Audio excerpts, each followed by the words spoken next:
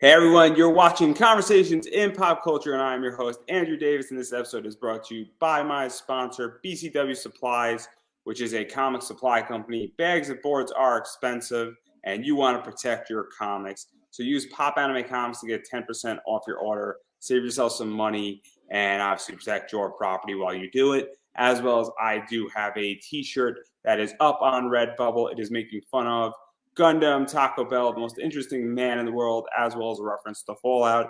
Pick that shirt up on Redbubble. 16 colors are available. You can pick whatever color suits you best. And then finally, I do have my metal cards up on my eBay store from my Kickstarter. It's $10 for the metal card, so you can pick that bad boy up as well. And without further ado, I have with me graphic designer and comic cover artist Eduardo Guzman. So welcome to the show. Hi Andrew. I am very, very excited to have you on because obviously I was joking with Ben Lacey on Shark of War. I'm like, oh my God, that's a great cover, and I'm just broke and I can't afford anything in my life right now. So, but and you have a very cool style where it's almost anime, new school, pinup style. And so I am curious before we really dive into all of that, how did you get into art and into drawing? And because you're sort of a little bit late to the game, but you're also really new to the game too. Yeah. Well, how did it happen? Well, since I was a little boy and made this like effect, visual effect that we're talking a long time ago. I always started. I always liked to draw on stuff, but the truth is that when I was about 12, 13 years old, I think, I saw the Death of Superman comic, and I was blown by it. I was blown by it. I mean, as a kid, I was used to watch Superman in cartoons, but when I saw the Death of Superman, I knew that well, there was some different stuff. I mean, it was violent, it was bloody, it was powerful. It was very fun, and well, uh, that's what the first thing that dragged me to drawing comics. And I remember some of the artists that I was looking, and I was like very fan of it. For example, I remember the first comic artist that I really loved his job was Dan Jurgens in Action Comics. He was awesome, and I really loved I his love Dan. style. Dan's great. Dan Yeah, is I great. know. And I mean, obviously, when I started to go into my 16 and 18, um, well, I saw Jim Lee's style, and well, I was blown by it also. But the bad thing with Jim Lee art is that he like influenced a whole bunch of artists that was like a ripoff of him, you know, from and I don't want to be mean, but from Chris Claremont to 1,000 of them, and suddenly from the 90s, like everyone wanted to make drawings the same, everyone wanted to look a lot like Jim Lee's art, and well, that didn't it didn't appeal to me, you know. So, Why so, I so, so was let me ask you about that because Yeah. this is one of the things that obviously I'm not an artist. I'm a writer, so I appreciate certain people's writings, and I want to be like their writing. But then also, I'm a big fan of dirty realism, so I like to sort of fuse writing styles, and I like to talk about money and other things, and I like to write more nonfiction Mhm. oriented than fiction oriented. But as an artist, like there's certain artists that I love that I would kill to be able to even emulate even like a tenth of what they can do. And so, what is that like for you to be like, oh, I see Jim Lee and he's killing it, and a variety of other artists, but everybody's now trying to rip him off a little bit, and then you're sort of put off because this goes into inspiration and other things saying, hey, I get that this guy's talented, but I don't know if I want to be like a disciple of him, for lack of a better word. Yeah, I know. Well, in Mexico, we have a saying that you have to choose if you want to be the lion's tail or the mouse head. You know. I Uh, love that saying. I love that. yeah, I Now know. I can feel that. Totally. Yeah, I know because you have to choose if you want to be the lion's tail. I mean, you can be a part of the lion, but you're gonna be at the end. You're gonna be right at the bottom. But if you're the mice head, well, you're the head. Maybe you're small, but you're the head, you know, and you can choose your own path and your own way. So even when I was even if when I was young, I mean, I didn't want my style to look like Jim Lee art. I don't like all that. Like the bunch of accessories and a lot of lines. I can do it. I mean, as an artist, I think every artist can emulate other artists, but I don't think it's my. I don't. I never thought that was my purpose, and like right now, you look at my art. I'm trying to make my very own style, you know, not to look like everyone's style. I have this combination like like anime cell shading with this comic expression, and I think it's coming very clean and very myself. If you see my art, you're gonna know I did it. And I think it's the same with Jim Lee. I mean, you can have a lot of, like people that want to be that want to draw like Jim Lee, you know. But in the end, you see a Jim Lee art in one hand, you see the other one, and you're gonna know what Jim Lee did, And I wanted that. I wanted that my art was very distinctive from any other. So even to talk about that, because this is fascinating, and obviously you have a unique style where I was going through Ben Lacey's Shark of War, and I'm like, oh, who is this cover? And I was joking around saying, man, this is the cover you got to push everywhere out there to Ben. And what was this like really figuring out this style? Because it is unique, because it is that blend of new school with anime, with obviously comics, and it's got, I'm not exactly sure that pinup-y style as well. And I'm purposely dropping very descriptive words where obviously I had Steph Wilson on. I don't know if you know who Steph Wilson on, who he is, but Steph has a very, cartoony new school style. And it's a Steph Wilson, and I know it's an Eduardo Guzman style at this point. So how did you even build and develop that style? Because there are very few people who have a similar style that you do right now. How did I came up with it? I think it came out of necessity, because it's like, to be honest, I was saying to you before the show started, I was mentioning that I just started to get into the game, into making art and making it, to expose it on social media. And well, the thing is that when I started to do my drawings, I went into Facebook artwork groups, and I saw some of the work of some people there, and I was blown away.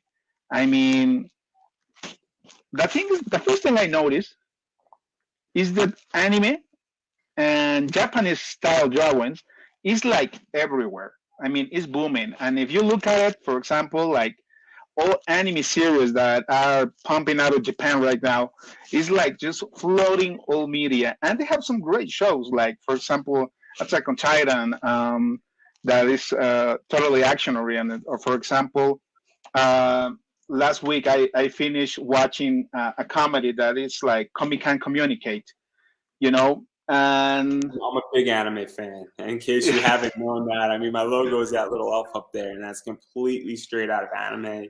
Yeah, no, anime is great. I mean, I've been a fan of anime since very young age. One of my first anime that I saw was obviously Akira, because I know Akira.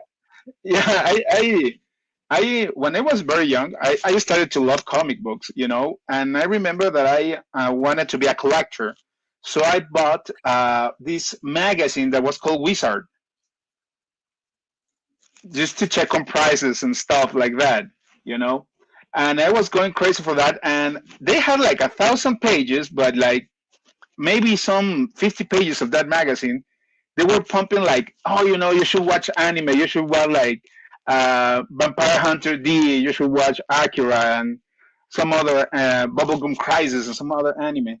So I started to watch those, and one of the things that actually you can relate to as an artist is that just the same.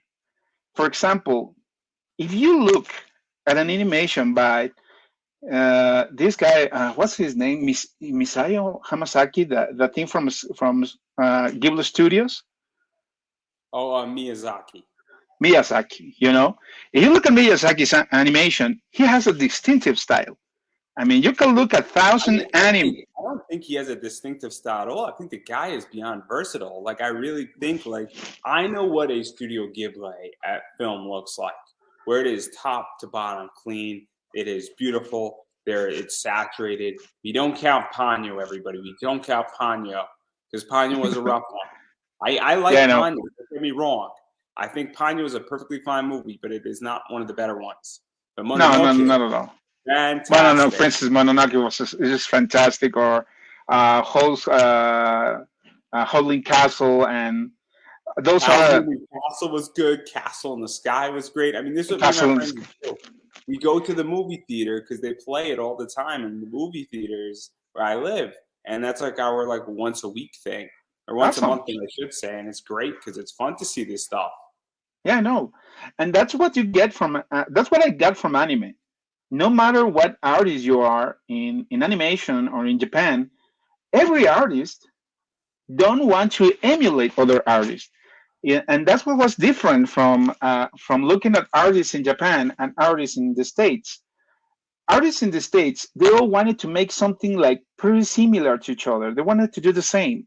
In Japan, everyone wanted to differentiate from the others, and that's why I started to really fusion those both styles, because for example, what I like about anime is mainly what you said, is that this clean art, this clean, very stylistic art. But for example, one thing I don't like about Japanese drawing or anime is that lines are very thin. And I feel it takes away a little bit of the power that the drawing can have, and that's that's interesting, because I really like how crisp anime is. Obviously, I appreciate it, but I've also read things that are thick-lined animes and mangas, and I also read very weird things. Like, I love Vagabond and I love Lone Wolf and Cub. But then again, I've read Dragon Ball and Dragon Ball Z, which has thin lines too. So that's fascinating, because it doesn't bother me as much as I would imagine maybe it bothers you, because I'm like, okay, that's just a style and it looks just crisper to me. And that's how I view it. But at the same time, I don't have I don't like it. It's just that, for example, thick lines, what I see on thick lines is that they hold power, and they make everything just feel more stronger, more impactful. I don't know if you get my idea. And for example, one thing I do admire from manga artists is when they use thin lines, is how they use them. But for example, just to show movement, dynamic movement, they use a lot of thin lines, and they can have a very complex scene and still look crisp and clean, and that's what I admire of them. But I didn't want my art to look like anime. I wanted my art to look more like comic book with the aesthetics of anime. So let's even talk about that, because obviously, and I don't know how familiar you are with what's going on in the U.S. market and comics versus manga and graphic novels versus manga. I mean, 2021, the manga section on Amazon and in Barnes and Noble and in comic shops and other places destroyed the comic section. I mean, it's not a fair fight. And this is not me being mean to comics. Manga is destroying comics as far as sales. Not like saying comics, you're done, your business is shit. Why would you think is that? What did you say? Why would you think is that? Why do you think? I have my own reason. I have my own ideas. But what would you think that manga is destroying comics? There are three things that I think, and I'm actually curious your opinion. But what I think it is that I think that manga is faster, just on a production level, where you're getting 18 pages every single week. So Yeah. you know, in a month, I am getting 64 pages, and I don't have to wait around for another month. I only am waiting weekly. Secondly, there are more interesting stories that I feel, and there's long form stories, and I'm getting 50 chapters of that story every single year, give or take, maybe 48, because people want a vacation, and I totally want my artists to have 4 weeks off of their own personal life, because I don't think people understand how complicated it is to make a manga. It's a 6-day, like 20-hour work week, essentially, for these guys. Yeah, I believe it. I believe it. It's insane. And then, so I think those are sort of one right there. Secondly, in the U.S., you go to Barnes & Noble, I could get 10 chapters for $10. It is cheap. And that's the thing, too, that I can go and I could buy a manga like Dragon Ball Super for $10. And I'm getting 200 pages for $10. Where I can't, a comic book in a comic shop for 24 pages from Marvel is, like $6 now, or it's $5 now. It's kind of crazy. If you think about it, I'm getting 24 pages and I get it's full color. It's Captain America or it's She-Hulk or it's something else. But it's also, I got to now wait another month. Now it's an okay story. It's a similar story to certain mangas, but I'm getting a lot less of it. And it's also, sometimes it's not even readily available and it's not accessible for me to purchase. And so I think those are the two things. And then frankly, I mean, story-wise, a lot of these comics are not good stories right now. Yeah. And manga, I mean, One Piece, Naruto, I'm reading Rise of the Shield Hero. It's entertaining. It's a great story. And that's the problem, is that there's a lot of what I feel to be laziness. I mean, I've read a bunch of bad comics that look beautiful, but they're not great. And look, I read a lot of comics too, because I read on Comixology, but I'm borrowing the book. But on a Comixology level, if I don't like the book in the first 10 pages, I just return the book back to Comixology. I pay my $6.37 every single month, and I don't worry about it. So that's why I think, manga is beating out comics, because I think it's all those things where it's just cheaper, better stories and accessible, and there's more of it out there right now. And I think that people are saying, look, I'm just sick of the comic market sucking. But I'm curious what you. That's where I'm going right now. For example, and I do agree with you. The first thing that why manga is killing it, and it's actually doing numbers on comics. And let me add one more thing. I'm gonna add one more thing. I mean, I'm 29. I've been watching anime and manga since I was 6. So I now am coming, and my generation is now coming into money. And my generation in the next 3 or 4 years is going to start having kids, which is a whole new market that's going to be tapped. I have people who I grew up with high school who have like a 2-year-old, that I know of. And I'm like, wait till that 2-year-old's 6, 7 years old. And then what was I reading when I was 7? If I have a kid, I'm going to give my kid that. I'm going to give my kid Dragon Ball when they're 7 or 8. And so now I'm going to re-buy Dragon Ball. And so that's the other thing that I think is also going to be very influential moving forward, is that I'm going to push onto my kid what I was reading and all the bad stuff I was reading too, because that turned out perfectly fine. Yeah. See, what I was going to tell you is that actually manga is killing at stories, because the problem with comics is like manga has its tropes and its cliches, and they're very predictable sometimes. But manga has become very predictable for the Japanese audience, not for the American audience. We are still looking at as novelty, and we American consumers, and I'm we, because even if I am from Mexico, we are North America. Um, we look at comics and we see all the same. All the same. Great art. I mean, there are some great artists here in America, but the stories are just pretty much the same, with all the same archetypes, with all the same tropes, with all the same, cliches. And that's what's very difficult about comics right now. And for example, I'm going to be doing this with Ben Lacey right now. For example, when I saw Ben Lacey's comic, you know,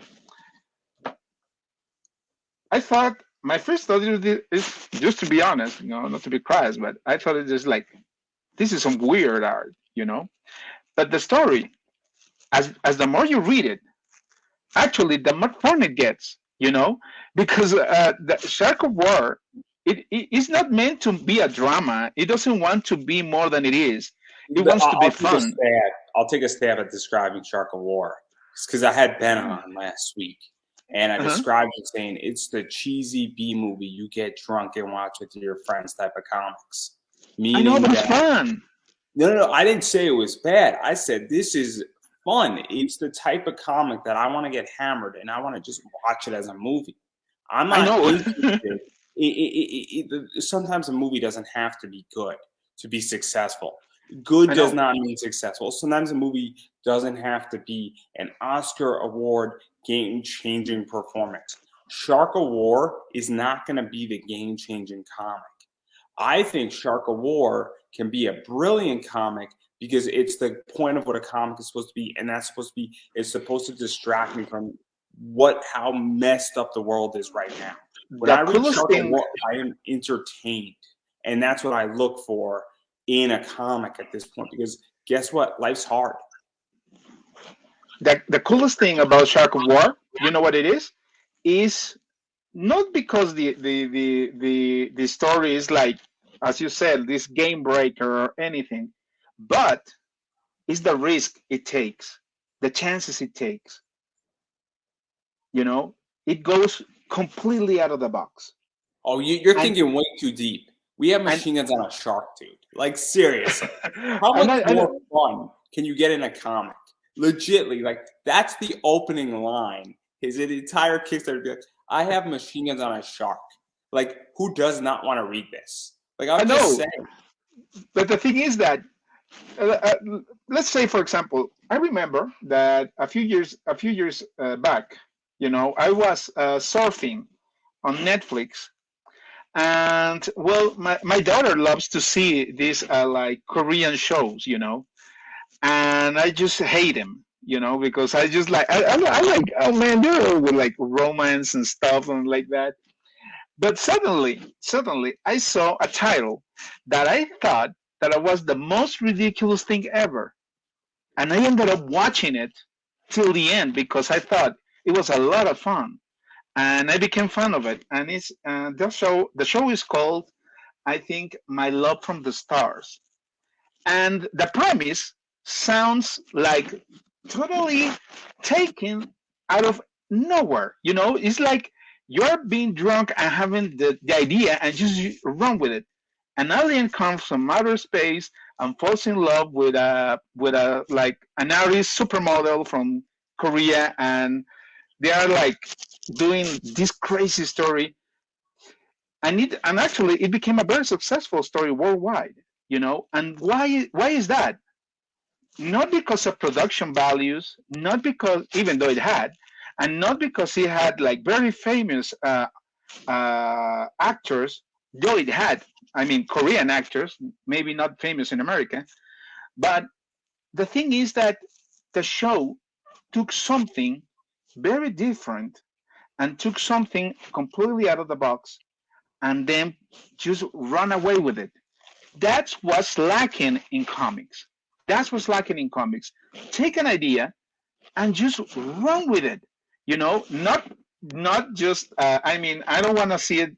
I don't want to be mean, but I hope it's not like the best ideas that DC and Marvel has recently is just turning their characters sexual preference.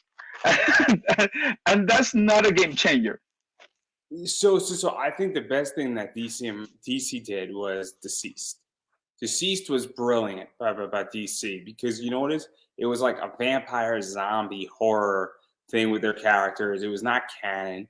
And guess what? Who doesn't want to see a vampire zombified Harley Quinn? That's fun. That's just fun. And that's out of the box. And it's like, okay, how are these the next 6 issues? How are we gonna have a zombie Harley Quinn walking around trying to do zombie things but still being Harley Quinn? And then we have Batman as a vampire or a zombie or a werewolf. And now we have all the DC characters as monsters, but they're still their characters. And then they have to deal with this threat of Deceased Planet. And well, now you got a very interesting story. But guess what? It's not canon. So if you kill off Superman, it doesn't matter. It's great because you can do things in a non-canon universe. And Deceased was great because it was also only 6 issues. So it wasn't a commitment. And that's the thing too, I think is a big problem with comics is, look, if you're making me come around for 25 issues at $4 a pop, that's $100. And maybe, you know, for some people, $100 isn't a big deal. But for me, it's a little pricey. Yeah, no, I know. And that's the word commitment. And I think that's the key, you know. That's why I believe right now I'm working already again with Ben Lacey for a next project that I think it's gonna be, well, something really, really, really great. You know, I can't say what it's gonna be about, but I can honestly say it's gonna be fun and may it just has. We can tease a little bit. We can tease a little bit because I know a little bit about it. There's gonna be some sexy girls in it. It's gonna be down, you know, sort of in warm waters and possibly in the Caribbean. And I don't think he's gonna mind me saying because he already said some stuff of this project on air. But he didn't tell me too much. So beyond that, but there's gonna be some sexy girls in it, and it's gonna be a little less shark. A little less shark is a good way to put it. It's gonna be less shark, but it still is gonna have a lot of teeth, you know.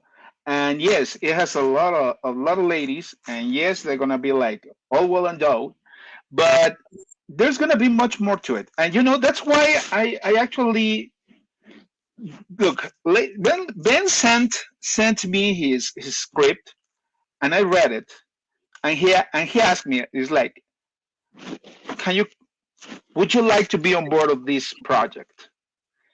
And to be honest, just to be honest, uh, I wouldn't I wouldn't just get on board any project because since what you said, yes, I arrived late to the party, but I want to shine on that party, you know. So I need something great to work with, you know. And it's not just going to be with, you know, just the girls is not gonna cut it, you know. Just having sexy girls on a comic book is not gonna cut it. I mean, there's a lot of sexy girls in a billion comics today with today creators and a lot of artists that are already doing it, but you have to have a story to back it up.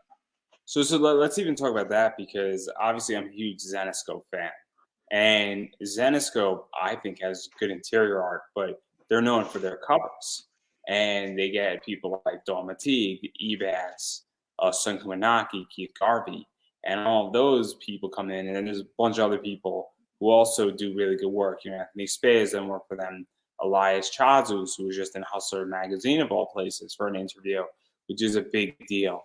Um, and so you have really all these top artists who come in to Zenescope and they're sexy covers and sexy girls. So, and the reason why I'm asking you this question is that because you could have a normal book without any sexy stuff and just have a great story, but then you could have a sexy girl on a cover, which does cut it to some degree because people like to collect covers.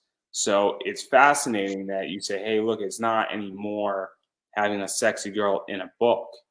You know, you need to have substance. I mean, I'm going to ask you a question. Do you find good guys to be interesting in comic books or even in TV shows? Do I find what? Do you find good guys to be interesting? Good guys. Do I find good Yeah, guys to be interesting in comics or in yeah, in stories? comics and in stories. 'Cause, Well, yeah, I could tell you my answer. I don't. I don't find the good guys to be that interesting. It's really the bad guys that I want to find out who, why they're doing it's something. because I think a character is principally like a hero.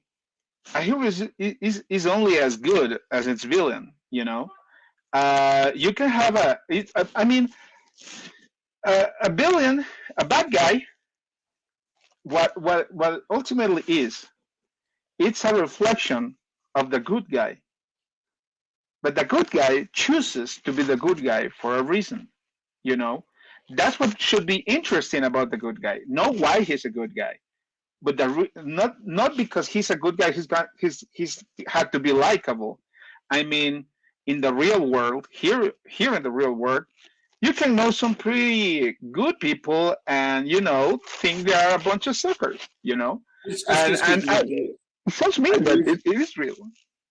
the reason why I ask this is because I view having sexy girls in a comic, it's fun, but it's not interesting by itself. It really Oh is. no, I mean, oh no, it's not. at this stage in the game, the reason why it's not that interesting is because, well, I can go on Google and type in girls in bikinis and I'm satisfied just the same if that's what I'm looking for. And I don't mean to be crude or crass about it, but it's the idea that I now need a reason why they're there. What makes these characters special? And so it's fascinating because I know plenty of people say, hey, look, I'm an artist, I'm hungry, and I need to be paid today. So, I'll work on any book if the pay is right. And they might enjoy the project, but they don't have to love the project. And so that's interesting because I think that's part of the problem in comics right now is that a lot of people are work for hire and they're like, yeah, I'll just do this project. I don't care as long as I'm getting paid my 4 issues. It's 10 grand and I'm good to go. How, So how, how can you look? There's as an artist, I can tell you this. There's nothing more emotionally tolling than actually make a drawing, put it out there for everyone to critique. You know, that's not easy. And if you're an artist and you are just doing work for hire, not doing your best, not putting out artwork that really convinces not only your public but yourself as something very good, what you're doing is you're just putting out uh how can I say this, just run of the mill artwork, you know and that's why you don't get, look, you don't get really good work. For example, when I came up with Shark of War cover number 5, the first thing I did is read all 4 books. And when I read them, yeah, as you can see, when I did that, what was cool about it, is that I knew. I mean, I wanted to have a sexy girl at the center of the cover. I mean, that's for sure. But for example, you have to sell in the cover. You have to sell the conflict that is coming. At the center of that conflict is that woman. But there are elements to that conflict: the shark, the piranhas, the military. Everything is coming right around her. You know, that's what I like about this cover. You know, in the sexy girl is not like biting her lip, or she's not like like grabbing a butt. She's not trying to look sexy. She's sexy, but she's not trying to look sexy. She's actually just worried. She's just looking at the battle that is coming, you know? And that's what I love about this work, that you look at it and not only you are stunned by the girl, but the shark is looking awesome. The shark is looking menacing, and he has these 2 big guns on his sides. And you have these piranhas that have this terrible feet, and you have helicopters. I mean, there's a bunch of stuff happening on the cover. And if you're not convinced as an artist that that cover should sell that story, how can you come up with a good cover? Yeah, no. I think that there's some fair points there, and I think it applies to a lot of things, though. I don't think it's just art. I think obviously, I believe in my show, and I believe what I'm doing, and I believe that I am on the right track to growing. And obviously, sometimes in life, we don't have the exact tools we need at the right moments, but this show is progressively going in the correct direction. And I really think that at some point, I'm going to make real money with this thing. But also, I think there's plenty of people who just say, "Hey, make me a cover," and they do a great cover because so you're like, "Okay, cool, I know how to do this." And so, but I definitely think best work does come out of when people believe in a project. Well, they're invested on their project. That's why. I mean, even if, as an artist, I can tell you that there are times that I have been commissioned artwork, and when I don't like the idea of what I'm doing, when I don't like what I was asked for, I mean, I can finish the artwork. I can make it work. But I mean, it's like when if you were commissioned to make a car, a sport car, you know. I mean, you can make a sport car just like with big wheels, big engine, big tail, red color, and there you go. You got a sport car. But then again, you're like, oh man, I just want this car to show off. And then you make it with like thin lines, and you make it more Italian, and you put some big wheels, but also some exhaust. That's why if you're not invested on the artwork you're doing, well, it can come okay, and maybe that's a testament to your talent, but that doesn't mean that's the best you can do. That's not the best you can offer. And the problem is, not only happens that on illustration, it's also happening in writing. If you're not completely committed to what you're going to write about, well, it's like, I mean, everyone knows Game of Thrones, but the writer for Game of Thrones books, he takes like forever to write one book. And more than I don't think he's a lazy writer. I don't think he just like, oh man, I don't feel like writing today. I don't think it is that. I think he is really invested on what he's writing, and that makes a very good and compelling story. And when you mix a compelling story with great artwork, then then you have some amazing work.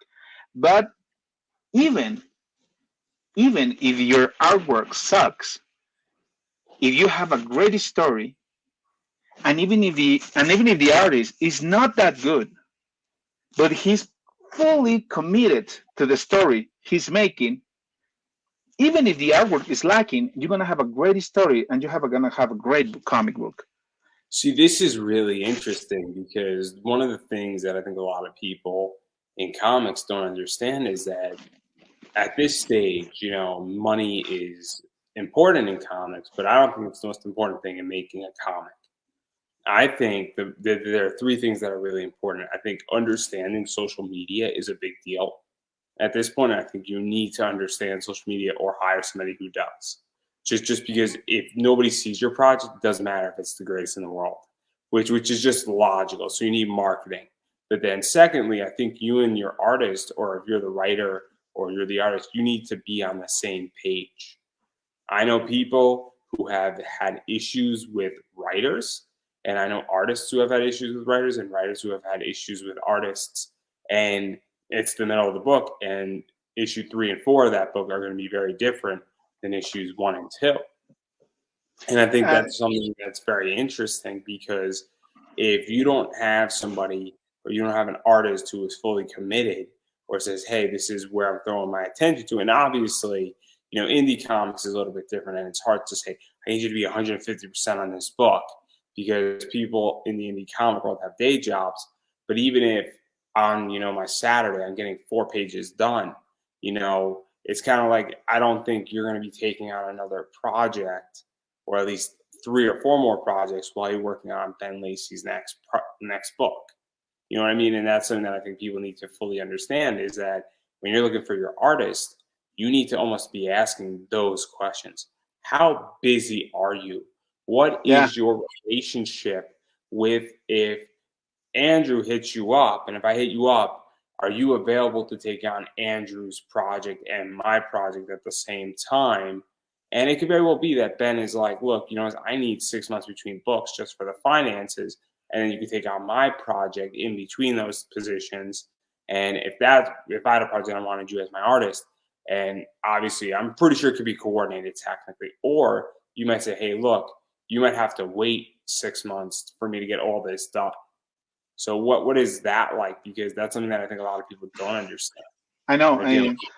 The first thing that you have to understand is that, and I have to be honest, money is important. Money is really important. But the thing is that, taking the example of the car again, of the sport car, it's not the same price buying, a sports Chevy as buying as an Aston Martin. There's a big difference. And yes, money is important. But to actually this is something that I don't usually say, because I don't usually talk about these topics, not even in Facebook or in artist groups, But I had to say it. I've seen some great artists. Charging $10 for their art, and that's just horrible. That's just horrible, because they are putting great work, but they are killing themselves. That's because they commit to their artwork. And I understand that, but you have to commit, to eat and to pay rent. So we were talking about this before, and it's no secret I ran a Kickstarter, and I'm the first person to say this, and it's business. It's nothing personal, but there are only 3 ways to get on my show. It's you're either bringing your audience or something equivalent like that. You're going on my social media, something like that, or you're bringing me. If you're a host, you're bringing me onto your show at some point, and it's a media exchange. That's one way how to get on. Secondly, it's that you're bringing me a guest, or you're bringing me access to a bunch of guests. That's the second way. And then the third way is that if you're not bringing me those other 2 things, or I'm not interested, or I don't.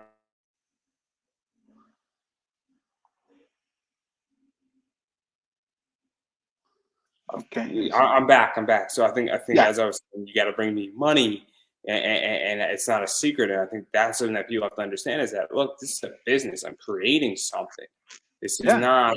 And if you're an artist, you have to understand that it's okay that if you love a project and your page rate is $50 a page, to go down to 40 because you want to be part of the project.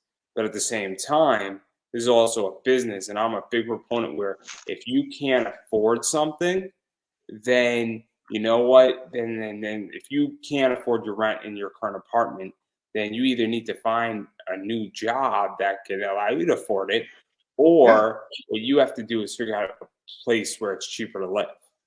And so that's what I wanted to get. That's what I wanted to get.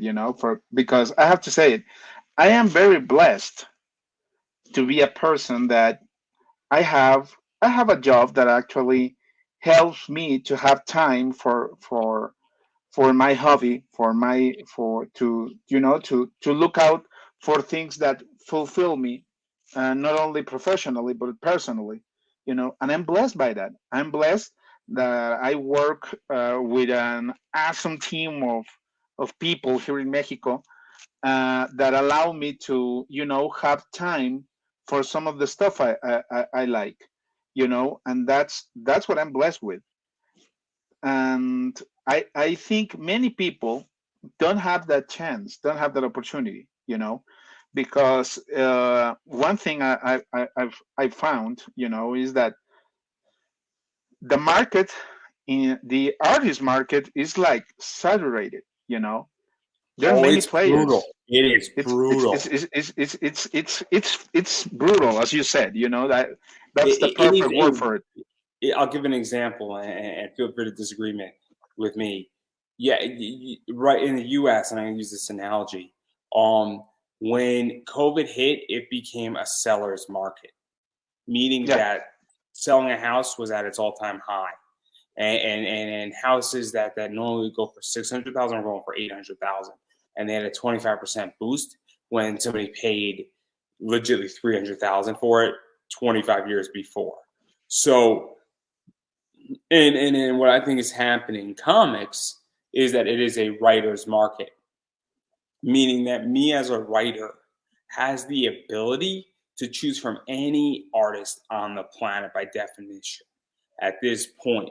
Now, obviously, and in which that I can go on ArtStation and I can go and say, hey, who wants to do this? And I can find 30 artists, and then I can negotiate price because I'm in a position where there are more artists than there are projects that need to be created, and more artists than writers. This also applies to cover artists and a variety of other stuff. So I have a real position to get cheap artwork from somebody that should be valued at $600 for $400, and or $300 or $350, and it also, I guess, stunts growth in a lot of ways, because how do you raise your prices as an artist when I can go to 50 people off the top of my head? If I need my logo redone up there, I could find 50 people in the next 30 minutes while I'm live here. Legitimately, that's crazy, right? So, as an artist, that's one of the first challenges you have to meet. You know, because when you're in the market and you see other artists doing great artwork, very great artwork, for $20, for $10, how do you offer yours for 60, for 70, for 100, for 180, for 200? How do you do it? How do you compete in that market? I have the same problem as a podcaster. There's a lot of good podcasts out there. That's where commitment enters. That's the power of commitment. You know, that's why it's so important. Because yes, there are 1,000 artists out there, millions of them, all competing for the same hard-earned dollar that every writer or creator wants to put out for their project. What you have to offer, it's commitment, not artwork, commitment. And that's when you can put price on commitment and artwork. That's the great difference. Because I mean, great artwork, you can find it around the corner. A committed artist, it's a very a very precarious finding, you know, because I mean, yes, there's talent. Yes, there is a lot of talent, but how do you plant, for example? And I'm always referring to Ben Lacey's cover, because not only because I made it, because I'm very proud of it, but because I know everyone liked it. Why do I keep referring back to that? Because when I made that cover, and as you see it, what I wanted to is how that cover is going to look in the middle of a rack or a table, surrounded by other 20, 40 titles made by other 40 or 50 talented artists, you know? And I mean, mine is not that great piece of artwork, but it does pump out, you know. It does stand out as an artwork. And if you're not committed to make that sort of level, Ben Lacey, you're awesome. For those who are listening in the podcast, sorry to interrupt. Ben Lacey just commented, and I threw it up there, and he said, "Awesome cover," because Ben Lacey is Shark of War. In case anybody doesn't know the connection, but obviously continue. No, but this is the part where commitment it makes everything work. Because, for example, the story is a commitment from the writer. You know, he took the story and he finished it and he ran with it the whole 9 yards, you know. And as an artist, you have to be willing to run those to run the distance with the writer. And when you have that, when you have that commitment with writer and artist, it doesn't even matter if the writer is not that great or if the artist is not that great. But if they're willing to commit and run with it to the end, well, you're gonna be pumping some some really great stuff. And that's what I believe in, you know. And I'm very lucky and I feel very blessed, because when I started to do my work, to do my artwork and offer it on groups on Facebook and everywhere, you know, I had to make a choice by by the very beginning how much I was going to charge. That's the first thing I did. That's the first thing I thought. You know, how much am I going to charge for my artwork? And I took a decision based not only on the quality of my work, but on the level of commitment that I have to the people that actually commission me for an artwork. You know, and that only makes your artwork. I think it makes it work. It makes it work. And I feel. Yeah, to even comment on that, I mean, I charge X amount for live reads, and I should just raise my rate. So, and people might say you're kind of expensive, and I'm like, you're damn right, I'm expensive. I know. I'm pushing this shit out. This is my name on it. It is an equivalent of an endorsement when there's a live read on my show. I'm not gonna endorse something that I don't believe in. And so when I had a printing company as a sponsor, I actually looked at 4 different companies before I reached out to them and so it's an endorsement. It's that I'm not going to go steer the people who listen to this show and my other show is doing well. When this show comes into podcasting, there's going to be a point where thousands upon thousands of people are going to be listening to it and listening to a whole bunch of episodes. And I don't want to steer them into a company that's a bad company. And so you're damn right I'm expensive. That's a conscious choice. And if you don't think I'm worth it, that's fine. But again, you're not getting that endorsement and you're not getting access to my audience that I've built that actually trusts me and trusts my recommendation. And I think that's a big thing with art where it's a little bit different, but I think the same principle applies. I think it applies not only because a principle for artists or anything. It's a principle of business, you know. And this can be very weird because, for example, um, you can charge. How can I say this? I could use another analogy that might get it a little better. I'll use an analogy that gets right to the point. You're in a club, right? Yeah. So let's say that it's an adult club, for lack of a better word. Girl A might charge something, but then you have a former, well-known, I guess, porn star who's going to give you a dance. She's going to charge more because she has a bigger name. And she's more expensive because, well, she's known, she's in more demand. And, that's just business in a lot of ways, too, where it's the idea that you're paying for a name, you're paying for access, you're paying because somebody has a track record. Or you're saying, hey, this is the quality of my work, because in this country, in America at the very least, we view that if somebody's charging $500 an hour for their service, they must be worth that, and they're not just randomly charging. And then if somebody pays that, well, obviously they perceive value. And that's the whole same principle. So when people are paying me $15, $20 for a live read, well, that's the live read rate. I mean, and I'm sorry that somebody comes up to me and says, you're expensive. I'm like, well, I'm that expensive that 10 people just paid me $20. What makes you as an individual any different from that number? And that's the whole thing I view it. So when you made your decision for whatever it is and then paid it, that's your rate because somebody already paid it. You know what I mean? It's like, and I think that's something where a lot of artists have to say, well, if you can't afford me, that's fine. I'd rather starve than work for less. So, yeah, yeah, it sounds logic, and that's what I want to say. It's like, but look, uh, uh, it's like the analogy you said.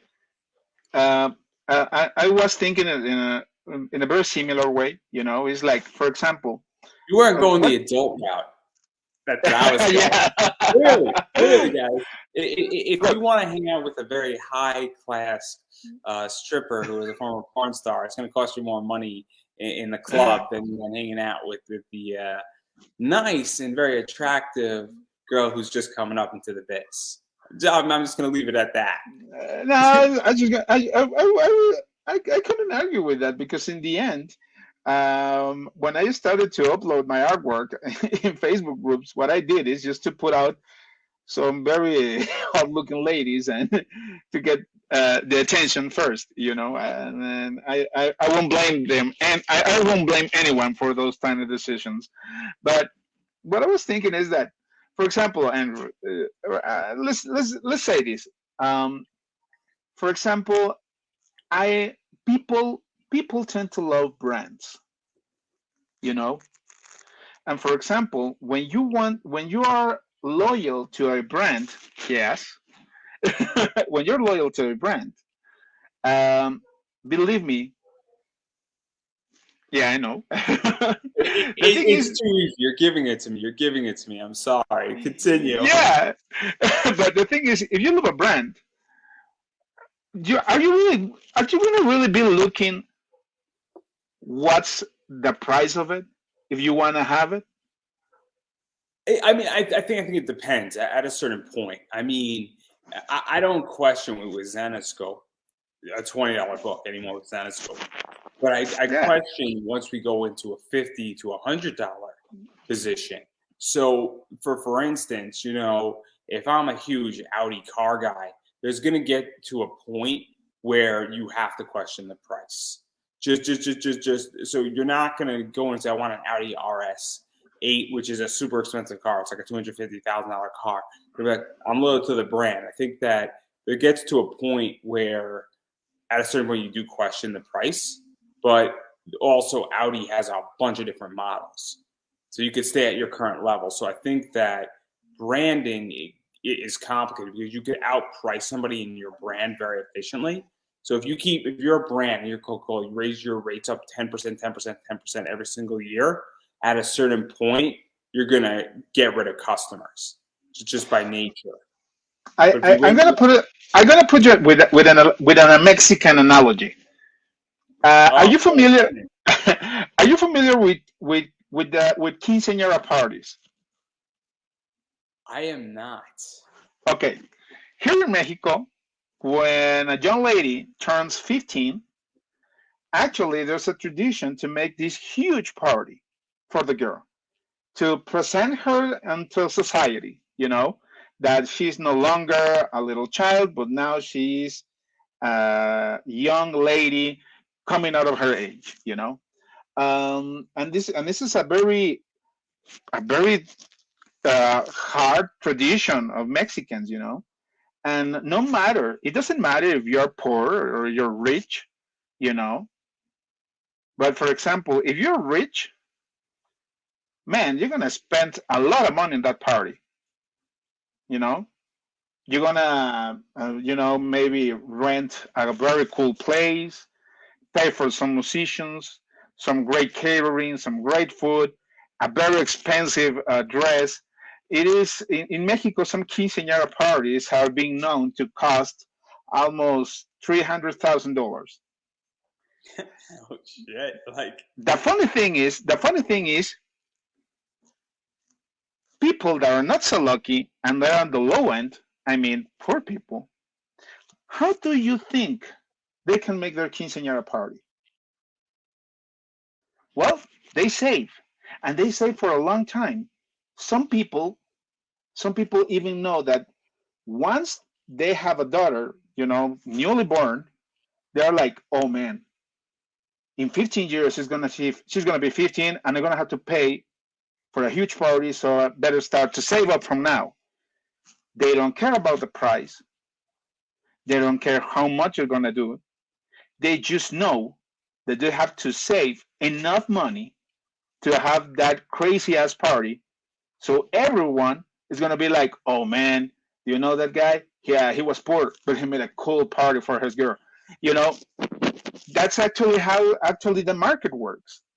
You know, I mean, See, I don't know though if the market works totally that way, and I'm an I economic. know, I know it sounds crazy, but the thing is that there are people out there willing to pay. There are people out there willing to pay $1,000, $3,000, $5,000 for a pair of sneakers. Why is that? Not because of the materials, not because of the things, but for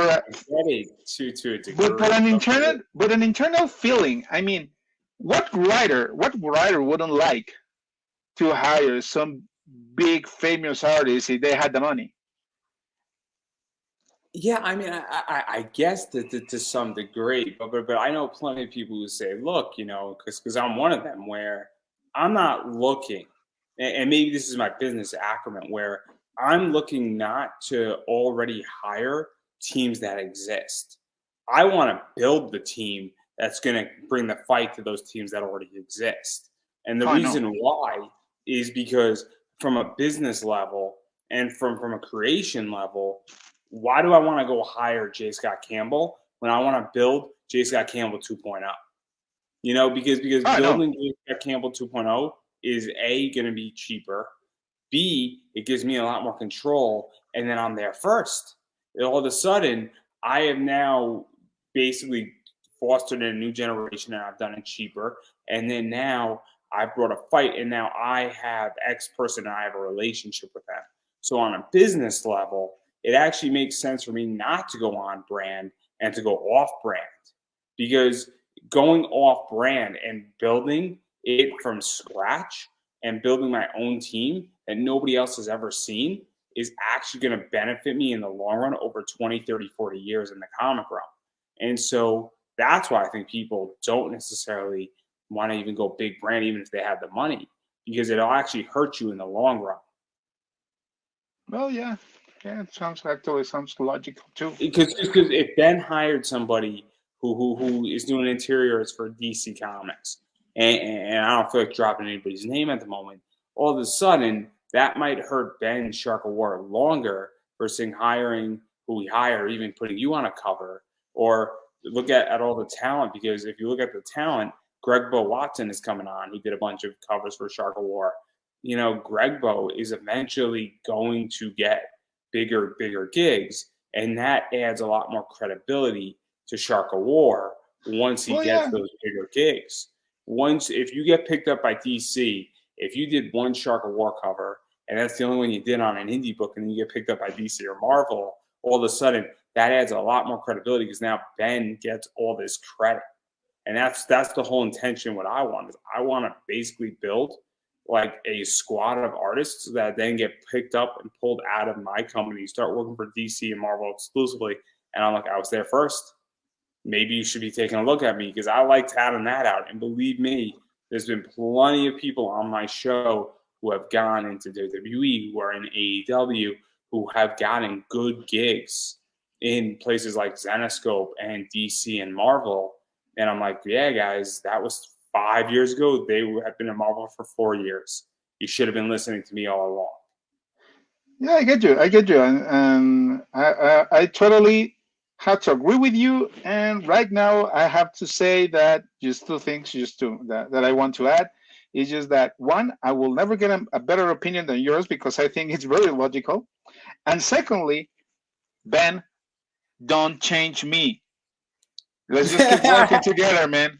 Just keep working together. I don't think because I don't want to become this as an argument where I can, like taking a shot on my foot, But I'm very glad. I'm actually glad to work with Ben, and I totally understand.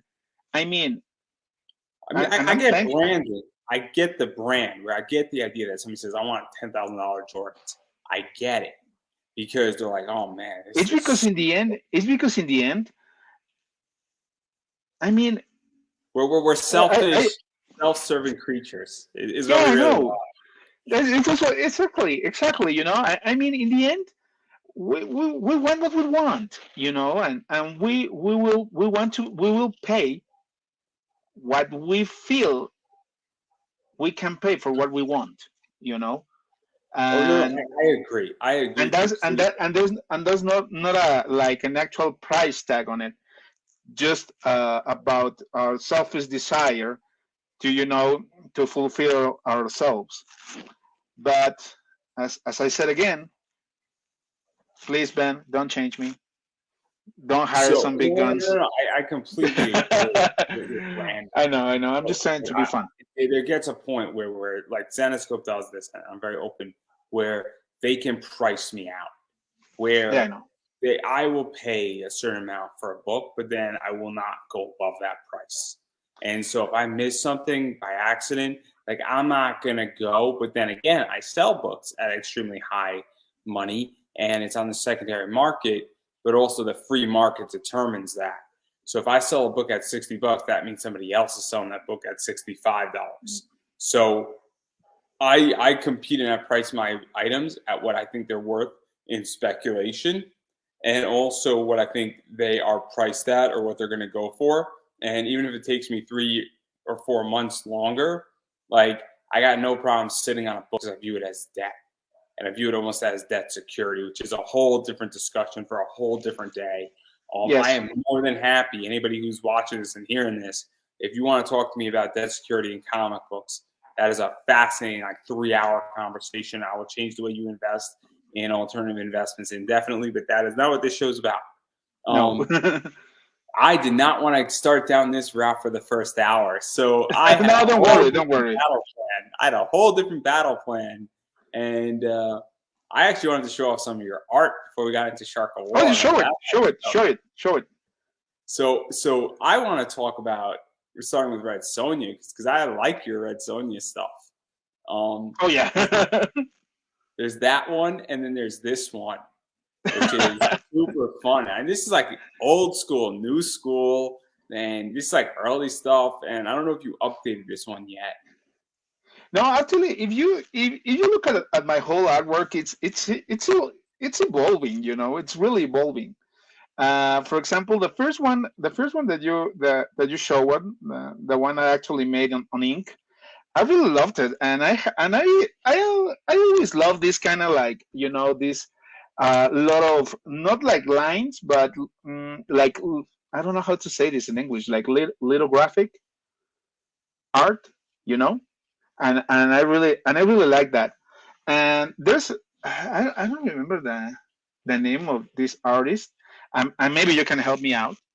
I remember a long time ago that I bought a Wildcats comic that is a crossover with Wolverine.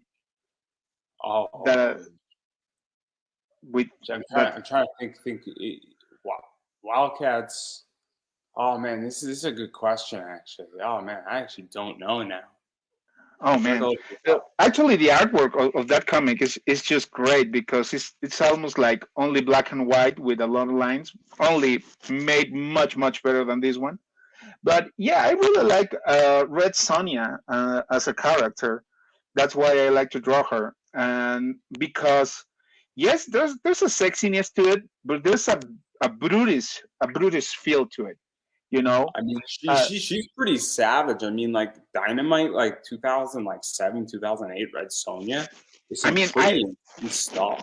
Red Sonja can be many things, but facially sexy because she has to be always screaming or making like angry faces. But that's what I really like about Red Sonja. I mean, she's always drawn with a great like thick muscular body, but she has not this like sexual quality to it because she's very brute. She's a warrior, I mean, there's some kind of like very dumb logic about her armor and her suit, that about mobility and stuff. And I mean, Hey, it's magical. Come on, man. You gotta be honest. You I gotta be mean, honest. no, no, no. Let's just be honest. I mean, Red Sonja was created for every fanboy dream, and many of those fanboy dreams. It doesn't have to be with a sexy girl, but a strong female, you know, and that's what I love about that drawing. I like Red Sonja, and I like my Red Sonja stuff when I do it, and I like what Dynamite does with the cosplayers, but I think they go a little over the top sometimes with that. But there's some seriously really cool artwork with Red Sonja and some amazing covers by so many people. So many people have done so many Red No, Sonja covers.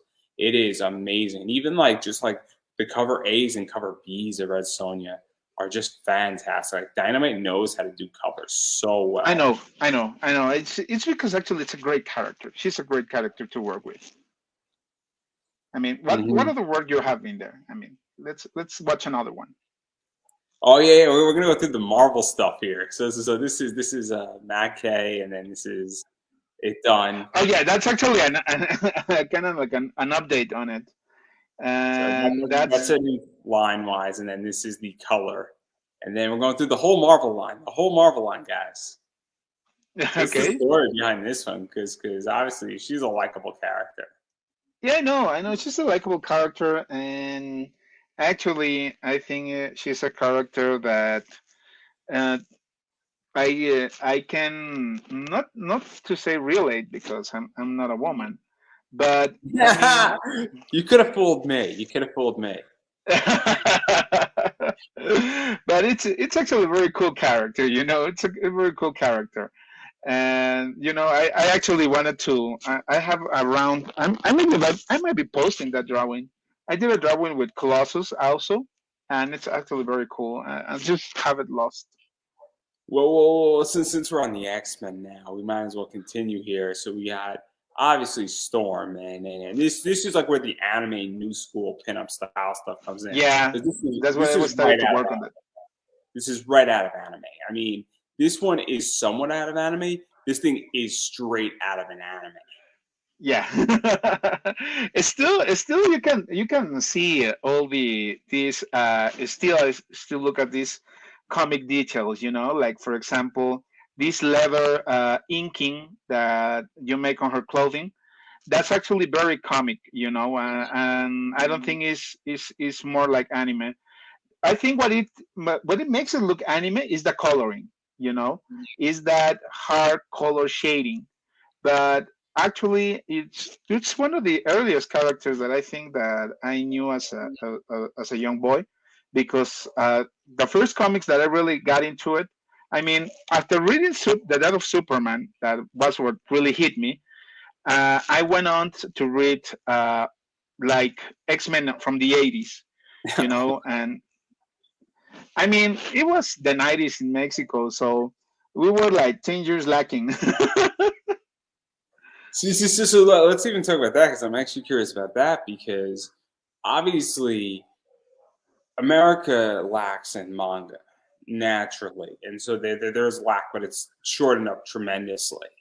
And I am curious, what was it growing up in comics in Mexico? Because obviously they come out in the U.S. and then there's a bunch of different variants that went over to Mexico and a variety of other stuff. And I'm not going to go through the whole history, everybody. If somebody would like that, I am more than happy to make that No, hour I long gotta be, I video. gotta be very quick about it.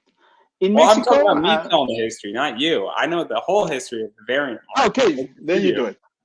Then you No, do no, it. you can tell the story quickly. I'm telling that if No, somebody wants my services, I'm more than happy to make a video explaining it. okay, but this is gonna. But for at least in Mexico, it's very small. In Mexico, we had what we call the libro vaquero. That's kind of like the cowboy book, and some other like comics that were just like this smooth, sexy, and Was it raunchy like La comics. Historias? Were they called like Yeah, Historias? historias. And there's actually an artist that actually went to America because he was very famous here in Mexico, that is, I believe, is Basal Dua. Oh, you mean Eric Basalutis from Ebas? Yeah, yeah. I know who Basal. Ebas is. I love Ebas. I So know. much. He was like the pioneer in covers and pinups and Mexican comics in Mexico. He was on my And he's show. He was on my show. really, oh His man, wife was on my show too. he's awesome. I mean, he's always awesome. And I have to say that some of my artworks, especially some of the female form, I actually took them from him. He's actually one of the artists that I really admire, and like right now, artist that I admire has to be Basil Dua, Frank Cho, and maybe Adam Hughes. And I think I've taken a lot of them in my artwork. Yeah, because if we're going to talk about the female form, and we're going to get right into it right here. I mean, I'll let you know when an Ebas is coming up, because the Marvel stuff is not Ebas oriented, but this is definitely somewhat like Frank Cho and even Adam Hughes. Like this Yeah, is very much Adam Hughes like, and yeah. this is Jean Grey, and honestly, I mean, this could be a Marvel cover very easily. It'd be a fun Marvel cover if they did a cover like this, because it's really not that sexual. This cover, like this one, I definitely feel like it's sexual. This one, I don't feel like it's sexual. It's like every artwork I do, I don't intentionally make them sexy, but I want to. What I do want to is to make them work within the idea that I'm showing. For example, this is the 80s 70s Jean Grey, and it goes with the character, because I think the design of the character, it works very well with what they were doing with the comics, with the X-Men comics. And yeah, this taking a lot of inspiration, especially from Frank Cho or Adam Hughes. I have to be honest on that. Yeah. And this is definitely more Ebas. I can tell you that. This is Oh yeah, straight out. totally, totally, But, totally. but this is not an Ebas. This is like a front pass. Sort of, but this is actually the most one of the most how can I say, sexually explicit drawings that I made. But it actually fits Rogue personality. Rogue is, I mean, as a character, she is like a very suffering character, But I actually think that she always wants everyone to look at her, because I think it's the only way she can be closer to people because of her powers.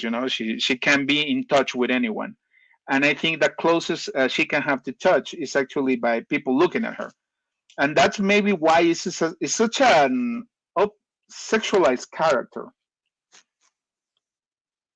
Yeah, no, I like this cover a lot, or this drawing, because clearly it's definitely, X-Men oriented. It's Rouge or such Rogue, and just it's just a fun one. And then this is also out of the X-Men a little bit. This is Wanda, and obviously everybody loves Wanda right now. So this is fun, and I really like the coloring on this. I think the coloring is what really makes this thing pop off.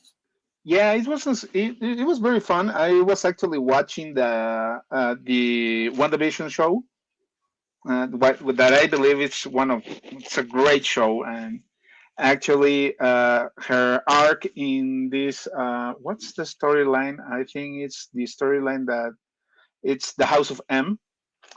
That it's a very good storyline, and it's a character that, even with all the power she has, I think the most tragic thing about this character is that she doesn't have a control, neither on her emotions and neither on her mental,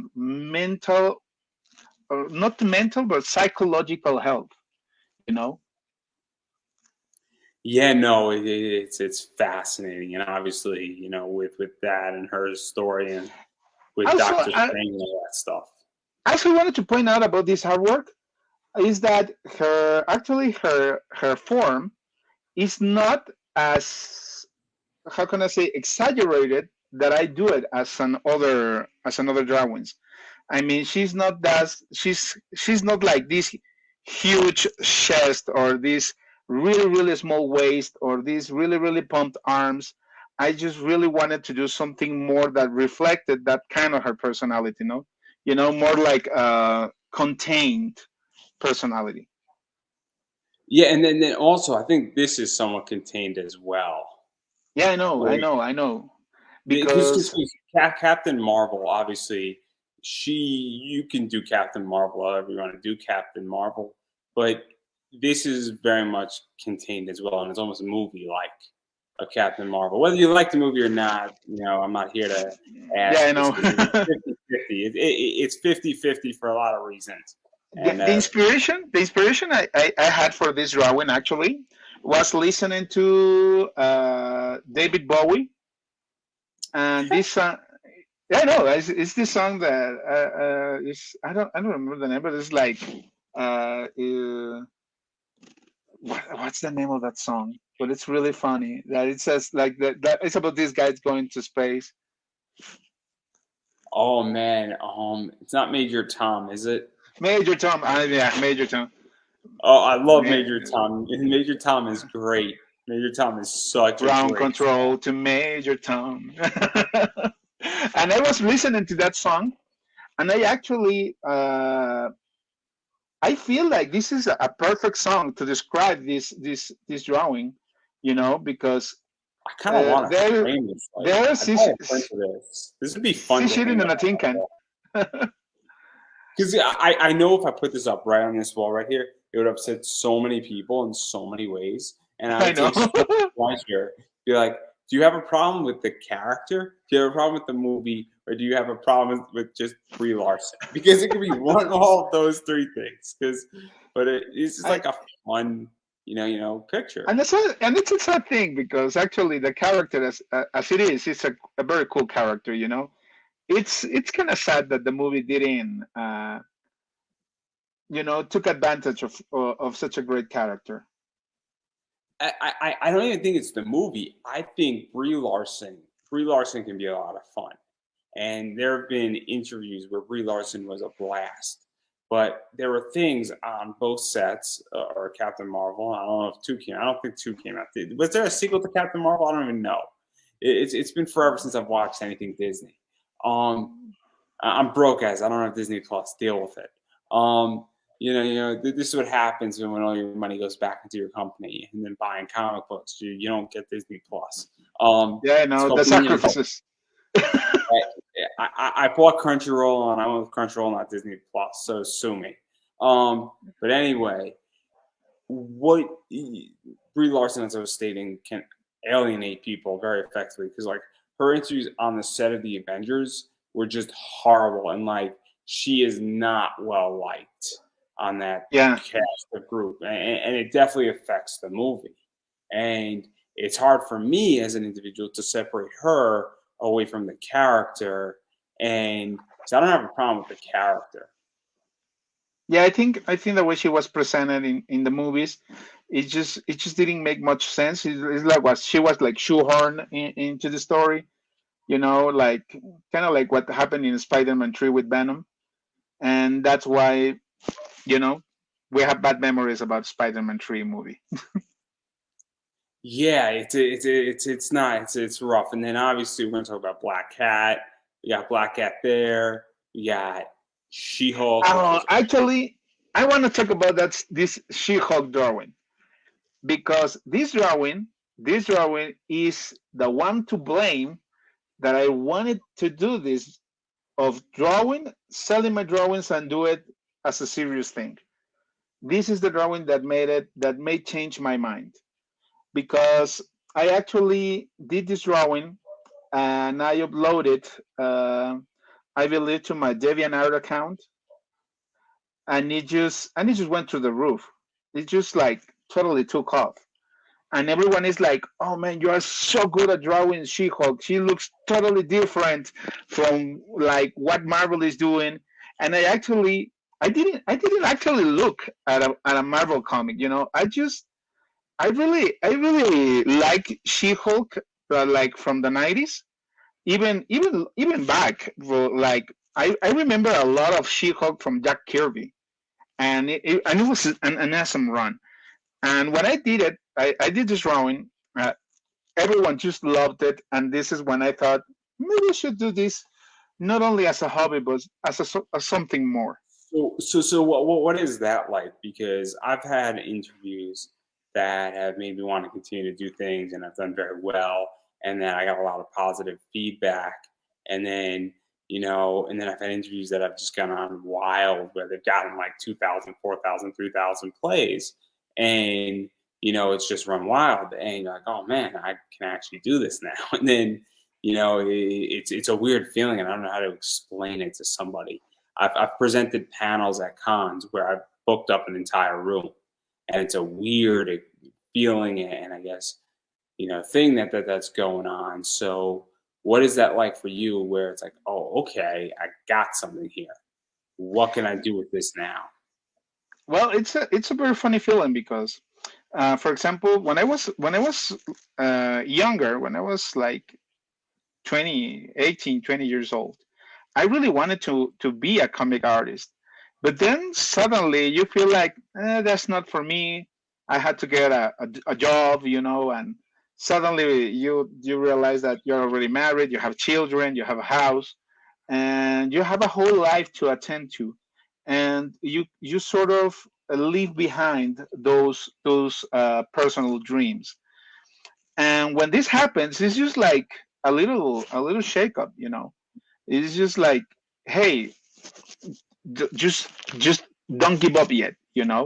And yes, you're older. Yes, you have other stuff to tend to, but also, well, you are wiser.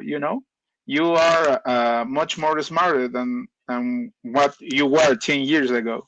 So that's what the feeling is. And I'm actually very happy with it. And because right now in 2 years I've been able to being commission work.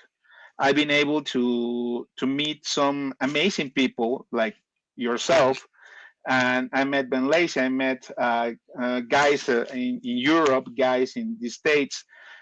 And I'm having this opportunity to talk with others of something that I really really feel passionate about it. And I mean, it just feels great. It feels great because this is the time. This is the moment where you feel like technology really comes to to make everything to make everything great. You know, Yeah, in yeah, especially in an age where technology seems to make everything suck. because I was actually very curious about that because obviously one of the things is that I started doing live stuff. So I was pre-recording and I was using Skype and Ecamm, and then to really do my first year of live stream stuff and interviewing people from all over the world. I mean, I interviewed people from Australia, from the UK, Canada, from all across the United States, down in Mexico. I've interviewed somebody from Singapore. And so one of the I interviewed somebody from Italy, which is super cool. And so technology is very useful in what I'm doing because I can speak to anybody anywhere in the world.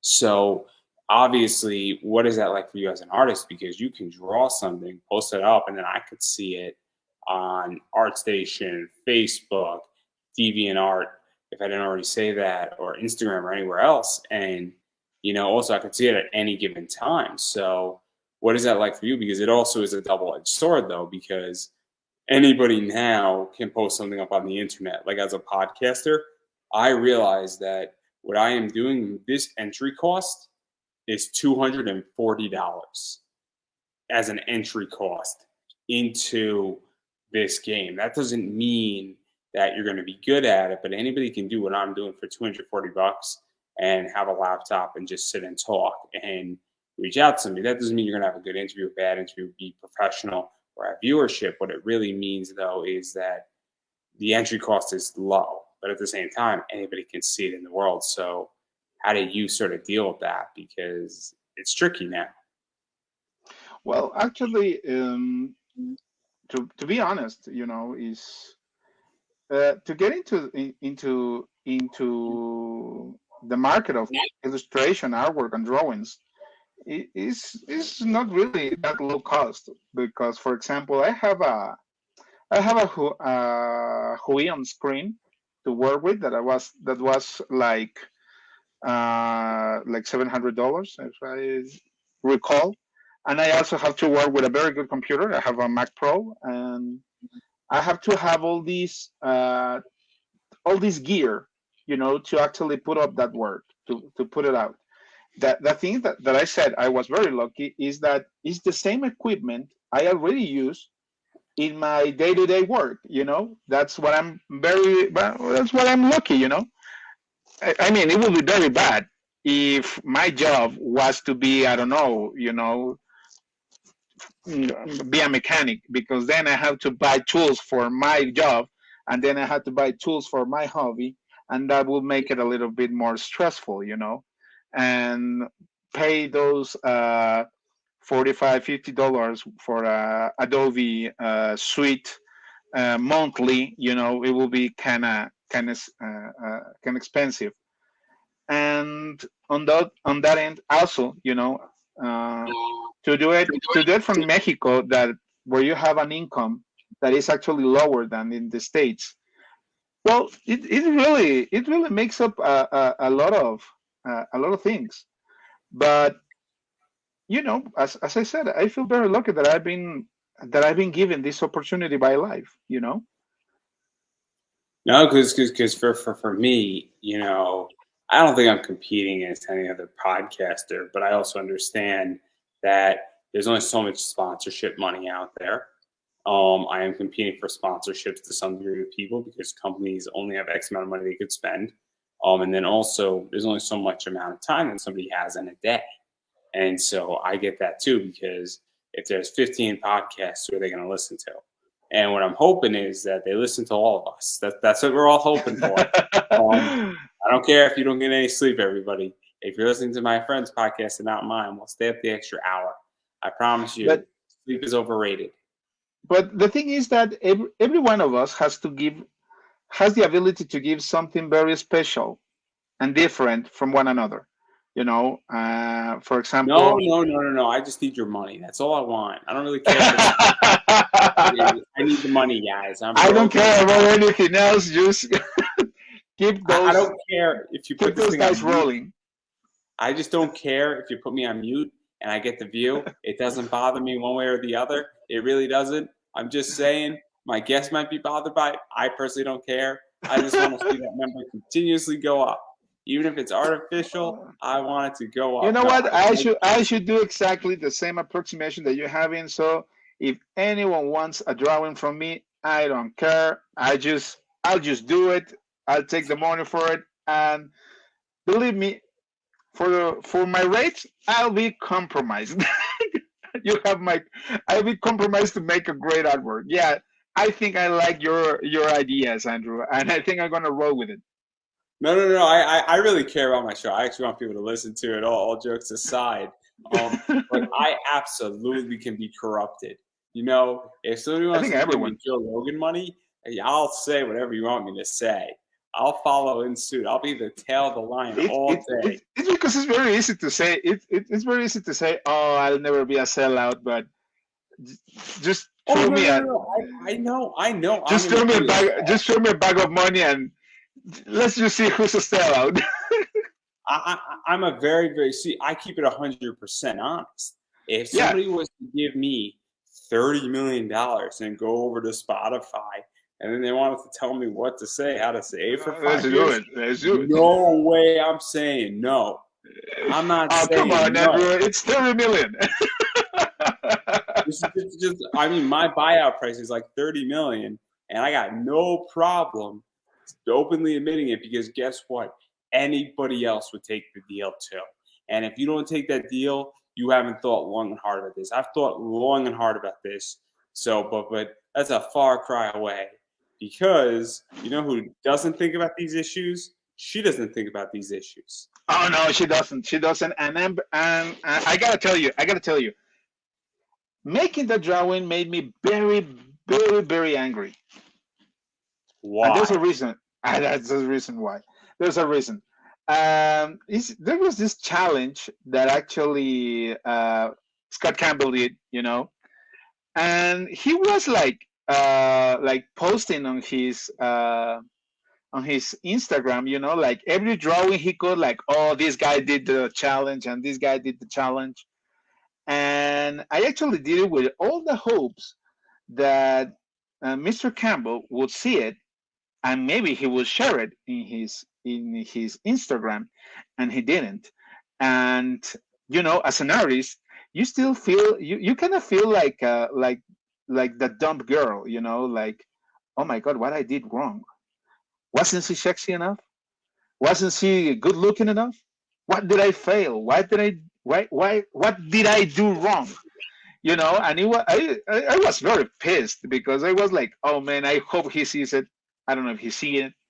I don't know if he is aware, but if Mr. Campbell ever sees this podcast, Mr. Campbell, I mean, you hurt my feelings because I did it like with real love to it, and you never really look at it. So that's what. I really enjoy Spider-Man 607, that cover. I like the fact that it's complemented to 601. I think 601 is one of the greatest Spider-Man covers of all time that Campbell did. And I think 607 is sort of up there. I don't think 607 is in the top 10, but I think it's in the top 30 of all-time Spider-Man covers.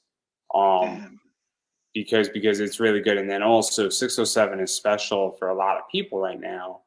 David Fraud, who was a comic artist, just passed away. And he was an indie guy, and he did a tribute on a Niobe book that my friend Larry Higgins does.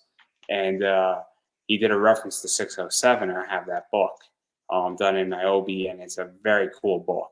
So obviously 607 holds a very special place in my heart, and I have a 607, so it's a cool book. It's probably like a 9.4, which isn't bad considering that I paid like 50 for it, so it's like a 9.4, 9.6. Maybe if it's pressed, it'll be a 9.8, which is nice, graded. But yeah, no, I love like Campbell work. The 600 run, like the first like 20 that he worked on, really, in Marvel, which is 601, 607, and a few before that, are some of the best work he has ever done. Yeah, I agree. Sadly, every time I would look at it, I would remember my sad moment. So. I know what I'm going to send you. I know what I'm going to send you now. I'm going to definitely send you a 607 book. I'm going to just laugh about what I just gonna, laugh at my face and spit on my feet. That's the type of friend I am. That's the coolest one. I'm the type of friend that and I expect the same from my friends, is that if I'm having a bad day and I'm at the top of the stairs, I expect my friends to push me down the stairs. I expect just to laugh at the end, Just no. If I'm having a good day, they won't do it. They won't do it if I'm having a good day. They won't do it if I'm having a bad day. And then they'll let me know why they did it. They'll be like, "You're having a bad day, and we just want to see it get worse." So then, right before the shove, it'll just be, and then those are the type of my friends. And but they know that if they shove me down the stairs, I get to shove them down the stairs, and that's how it works. So. Oh, so that's why you like to be the kind of friend. That's why, because anything that it's been made to you, you're gonna make them back to them. That's just mean, man. No. It goes back to the idea where you get to hit your friends the hardest. You really get to hit your friends the hardest. Yeah, and that's the coolest thing. You get to kick your friends in the ass, laugh about it, and then you get to have a beer with them, pass a couple of weeks, pump another beer and tell them, oh, did you remember that time I kicked your ass? It's not even that Triple H said it about HBK. He said, you get to hit your friends the hardest. And that's just the way it works. And then obviously we're going to exit out of Marvel, but I want to show this one because I love Spider-Gwen. Oh, me too. And actually, I'm very proud of that drawing because actually make to draw any Spider-Man character, it's very difficult for in the way they contort and they move around. You know, it's very difficult to keep it physically viable. You know, the to the point that it doesn't look weird, and that's what I actually like of this drawing because it looks Spider-Man enough without looking in a too weird position. And I love Spider-Gwen. And now I really want to talk about Adam Hughes because there's two covers that you did for that are DC characters that are straight out of Adam Hughes. This is right out of Adam Hughes. Right out of Adam Hughes. Because I know the cover that's referencing. There is a cover referencing, and I have that book. That's why I know it. So, what is this like? To really get to do DC characters and have fun with like Santana and I know it's actually I'm a very I do draw Marvel characters, but to be honest, some of the stories that I've been more hooked over the years are the stories of DC, you know, and I'm really grabbed onto them as characters. While every character in Marvel feels like very human, very fragile, very vulnerable, every character from DC, it looks like come down from the pantheon of gods. You know, they look powerful. They look like they can overcome anything. You know, and that's why I enjoy so much their stories. So there's a uh, a very special love for DC characters, and especially those that are drawn by the artists that I feel a great admiration for. Like in this case, this is based on, if I'm not wrong, in Adam Hughes. Because he did a Santana cover, and yeah, it's like Santana 9, I want to say. Yeah, but it's a beautiful cover. Oh, it's an amazing cover. When I saw it across from like this like pop-up kind of like, oh my god, I need that book, $20. No way, I'm picking this bad boy up. And it was on eBay for like 18. I'm like, I don't care. Like, it's a beautiful, clean book, and it's just straight up Zatanna. And I like my Zatanna. You know, I have her in a Pop Funko, and she's great. She's a great character, and she's not utilized enough in DC right now. And I know she's been kind of like she's not been receiving a very good attention, and she's a great character. You know, actually, the thing it's kind of sad. For example, when I'm look at the character of Power Girl of Cara Sorel, it's actually that everyone remembers her character because of her huge breast and the boob window. Nice, you know? tatas. Yeah, but there's more. There's much more to it. You know, actually, it's a character that she feels. Number one, if Superman feels very human, Power Will doesn't feel like human at all. You know, she's very well aware that she's Kryptonian and she's an alien. You know, because when she arrived to this planet, she was already grown up. Not like unlike Kal-El, that he feels human because he grows into this planet. You know, and as a character, she's been developed by great writers as a very strong character with a very strong voice, and I really like her design.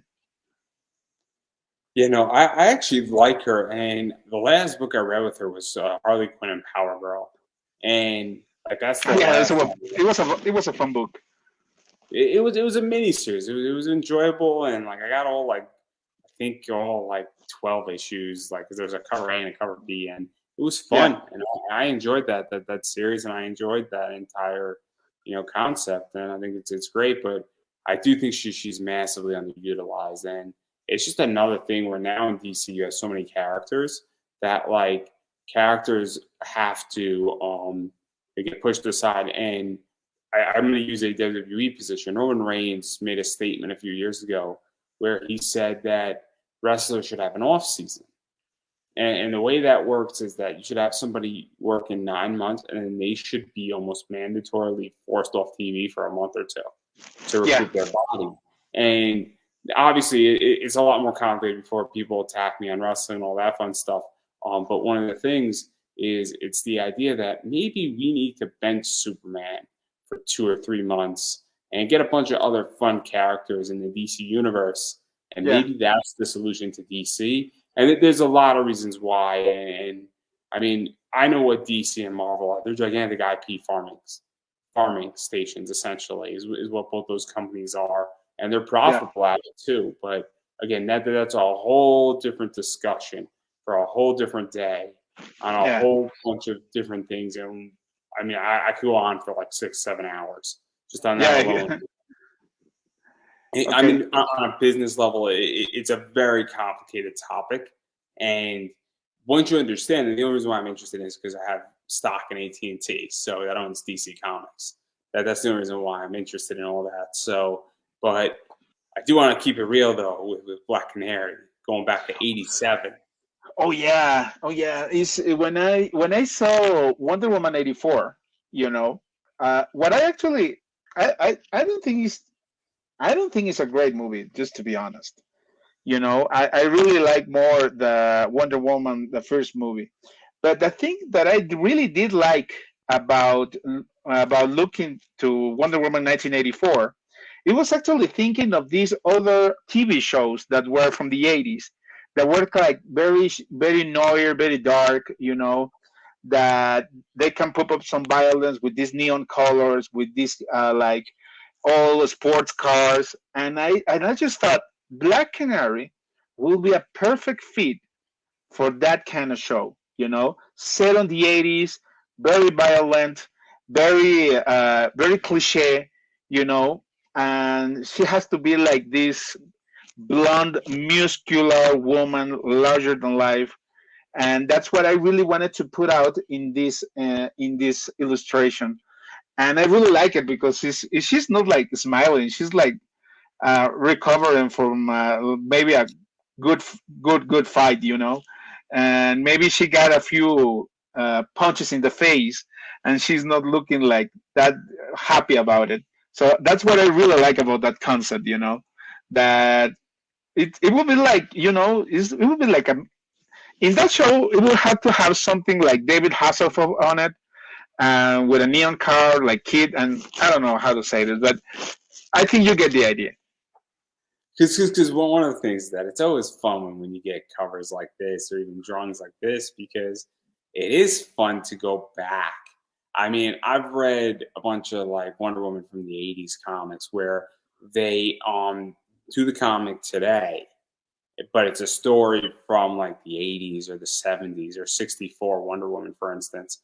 And so it's done in that world, but it's written today, if that makes any sense. And those are always fun to read because it's kind of like, what if we went back and we did Batman with a new writer who was hired by DC, who's been working for DC for 5 years today, but they're writing it as if it was set in the 1960s. So Batman doesn't have a cell phone.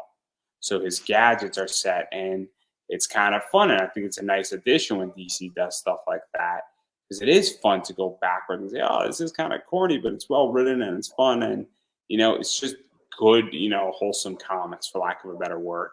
I think it's something that comics are missing. And when this thing and this drawing comes up, it's kind of nice to see just, she's not this high-tech, super stealth character who marries a socialist, but that's not the point. That's kind of more that's kind of more a hard-boiled thing. It's too easy. Yeah, I want to show one more from DC. Actually, two more, because I think this one is just funny. Yeah, that's always those kind of this. I mean, it was fully like a homage to old Frank Cho's Darwin's, to his sketches. Frank Cho shows a very great sense of humor in his sketches, be either Wonder Woman, be either Spider-Man or Mary Jane with the wheat cakes.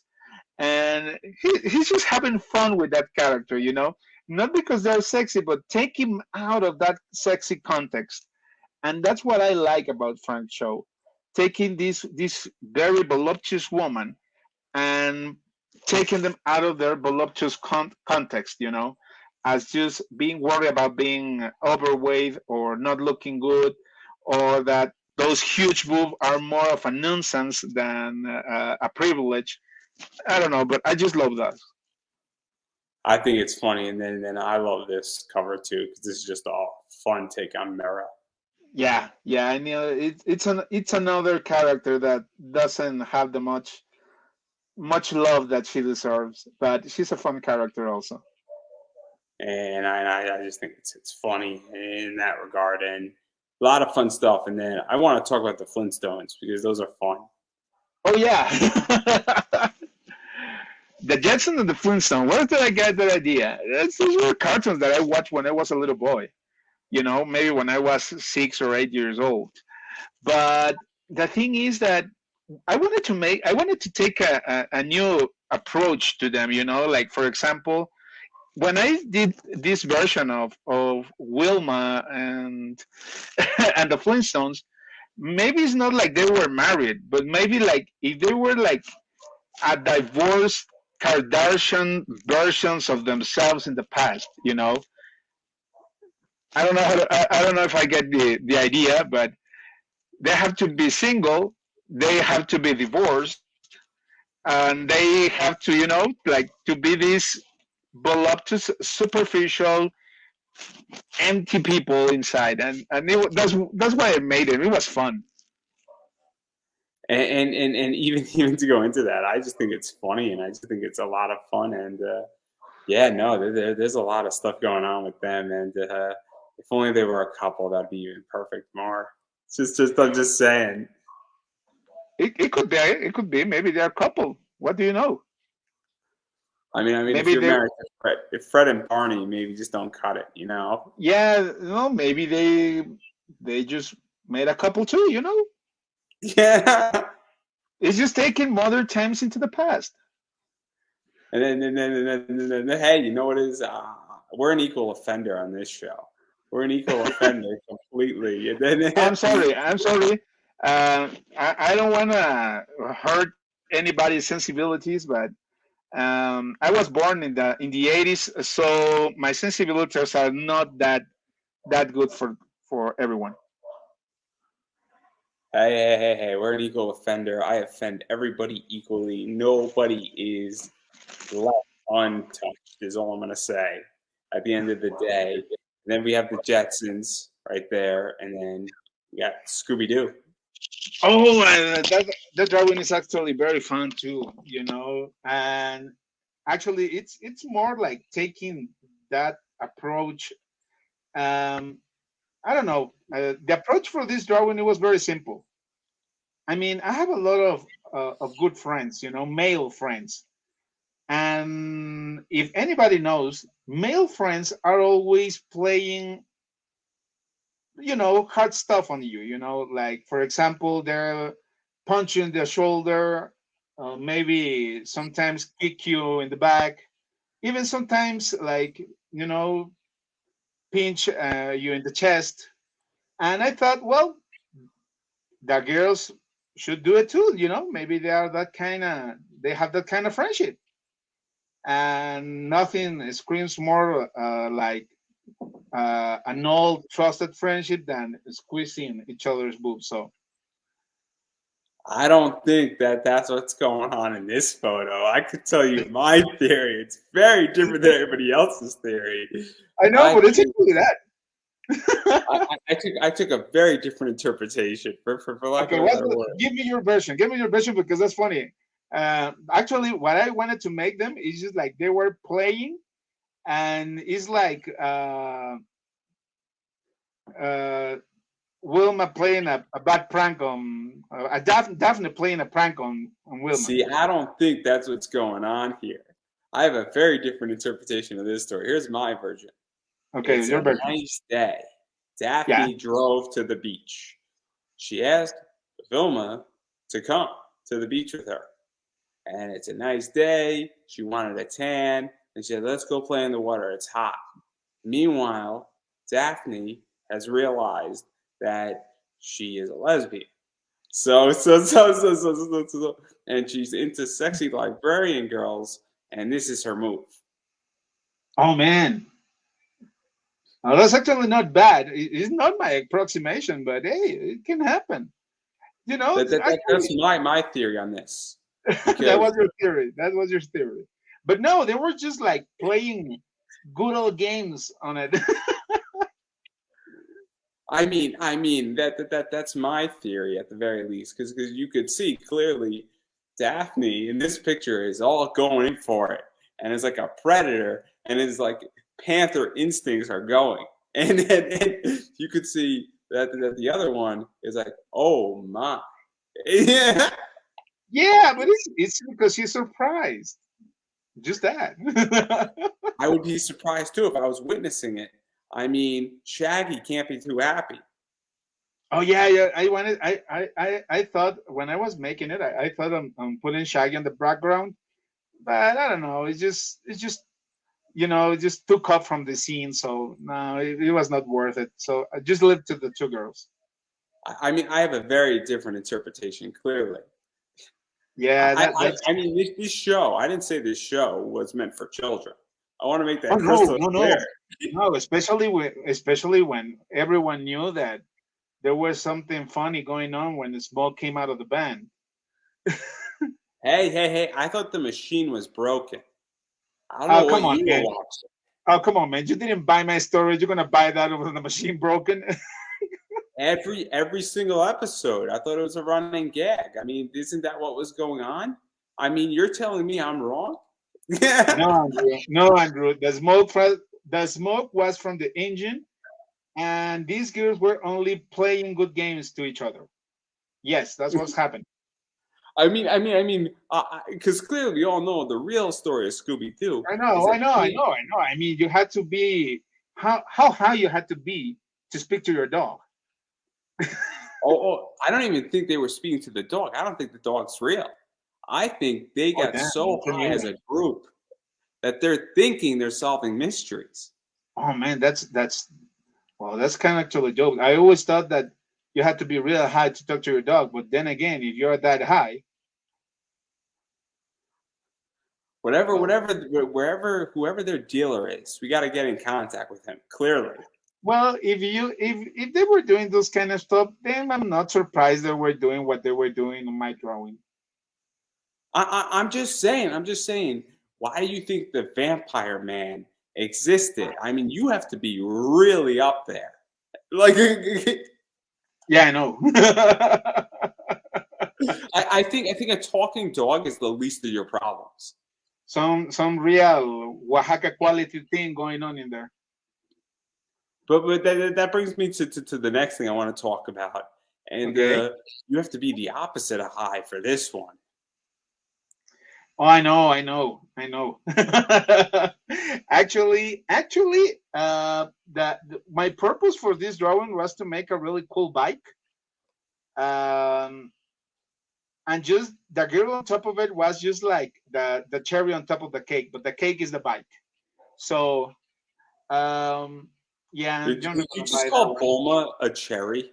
I Yeah, I think you're not going to buy on that one. So they just made Dragon Ball fan art, and I think it's just cool. and then obviously this is not. She has very small cheeks, for lack of a better word. Yeah, I know. I made this one because I saw many artworks from Chi Chi, and she's using actually the suit when she was very young, and maybe that's why it fits so small right now. I really like her hair though. Where I really like the shine in her hair because that's actually a nice touch. Minus the joke, I actually think that it's really nice and it looks very much anime world. I guess an anime like, and it's fun. because everybody knows what this character is. You know what I mean? Yeah. So that's something that's awesome. And then obviously my hero is also very cool. Oh, actually, I love this drawing. I really love this drawing. I really like that anime, that Hero Academia anime. But actually, what I wanted to do is like this drawing. Um, that when I had the chance to make something different, like the background, like the rocks and the water, which it sounds made sound like a little dumb, but that was a part of the drawing that I really put a lot of effort on the water and the rocks. So And what I like about this, and sorry to cut you off, is that I like how we have the water and the rocks, but then we have like a white sort of like, I guess, manila color, and then we got that, pink going into purple color, and it oh really yeah, that's it because it's not a sunset. It almost looks like like a background that shouldn't be there, but it works, and it's almost like a postcard type thing where it's kind of yeah. like I expect this like for you to send this to me in the mail or to be like in a DVD slot of my hero, for instance, as like a promo thing. And As a that's what's cool postal, about this. as a postal, as a like a little print thing, it will Yeah, work yeah, beautifully. like a super mini print, so like not by like a 9 by 6 by 9, but more like a postcard slipped into a DVD case. Yeah, I know. It will look actually very awesome. But I really like this drawing. I really made it with a lot of thought, with a lot of care, and I really like this drawing. I really do. I like her, and I like her as a character, and she's got like a big, upgrade really in seasons 4 and 5, which is nice in a lot of I ways. know, I So know.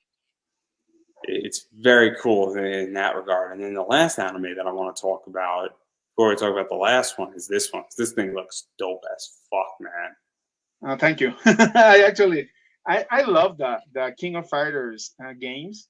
I've been playing them since I was a little kid. But actually, I don't know if you've seen the drawing of what that I did for Leona Heather. I think I've seen it. I just didn't include it in this. In my things of pictures in StreamYard.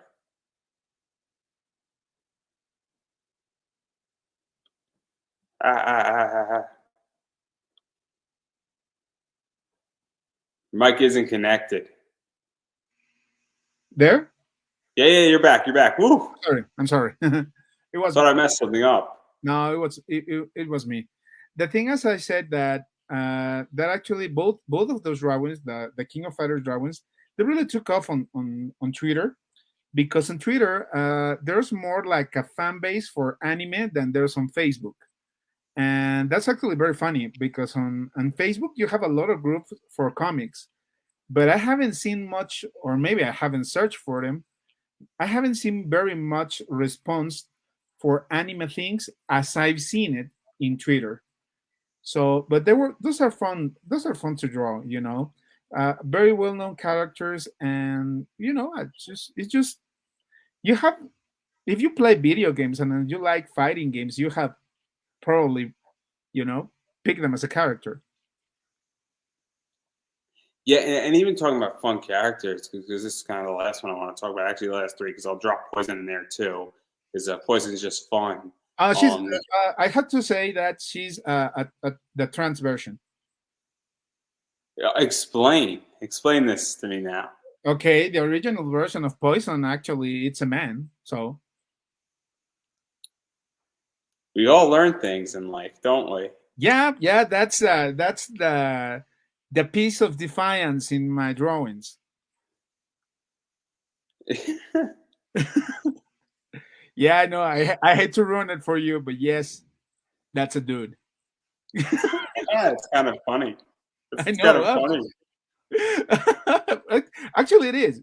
You know the Poison story when they ported the game into America. That when Final Fight series were made in Japan, the character Poison was actually well, a woman, but she also a male, you know, since in Japan they have that thing going on from ages. And when they ported the game into America, they just made it a guy, you know, because nobody felt right uh, with, you know, hitting a girl in a video game. And obviously, Japanese were like very badass people for that, and they were like, "Oh no, here in Japan we can beat up women if they want to." And with all that controversy, with all that controversy, I just thought I just had to make a poison that everyone looks at it and says, "What a beautiful woman," without knowing that it's a dude. Well, this show's over now because we're officially canceled.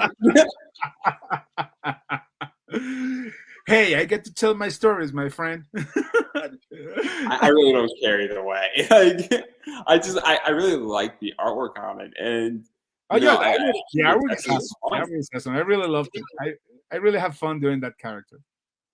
And then the final one I want to talk about is two of them, where it's Bowsetta and then it's other Bowsetta, and one of them's thicker than the other one.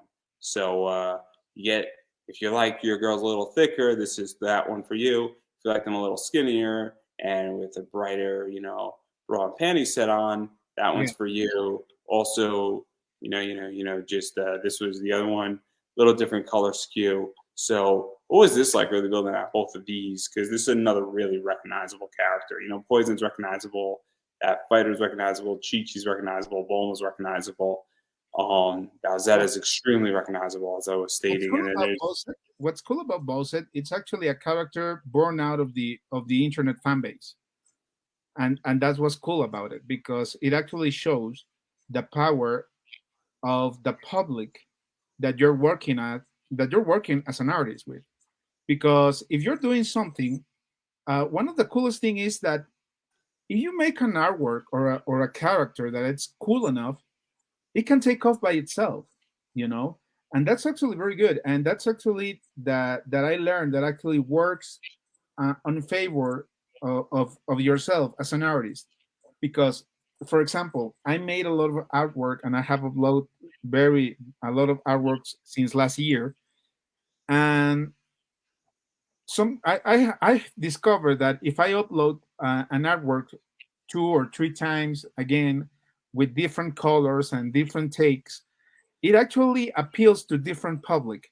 It appeals to a different to a different person. So it's always a great chance that one of these illustrations will be picked up by the public and make it their own. So that's why I really did it, you know, because I wanted to see if if this if this style, if this drawing will be picked up by that fan base and actually push, and I have to say push me above the common artist. yeah, because it's very interesting because art is extremely subjective. Where it's the idea that I'll give an example. There's certain covers that I love, and then there's certain covers that I hate by certain people. And I'm like, oh, this just didn't hit it for me. And so it's very, very interesting when, depending on how you make somebody and if they're thicker or skinnier, because different people like different things. And then also people like different colors. I mean, one of the things that Zenoscope does sometimes is that they just change out the color scheme. So And they actually had a, what? yeah, and that will be enough to sell it to a different person. It wouldn't, or it would be. No, it would. I mean, just to say this, because I have found that doing the same artwork with a different color scheme, it just appeals differently to the public. It appeals different to whoever is watching it. I mean, I'll give an example of this, and I'm going to tell my own stuff for a second. At some point, I'm going to keep these two images with my friend DJ, and I'm going to change out the flag's colors to blue and white. That's going to have a very different effect. I know. And somebody might be like, oh, snap, that's kind of cool. And, or conversely, what if I then did blue and red?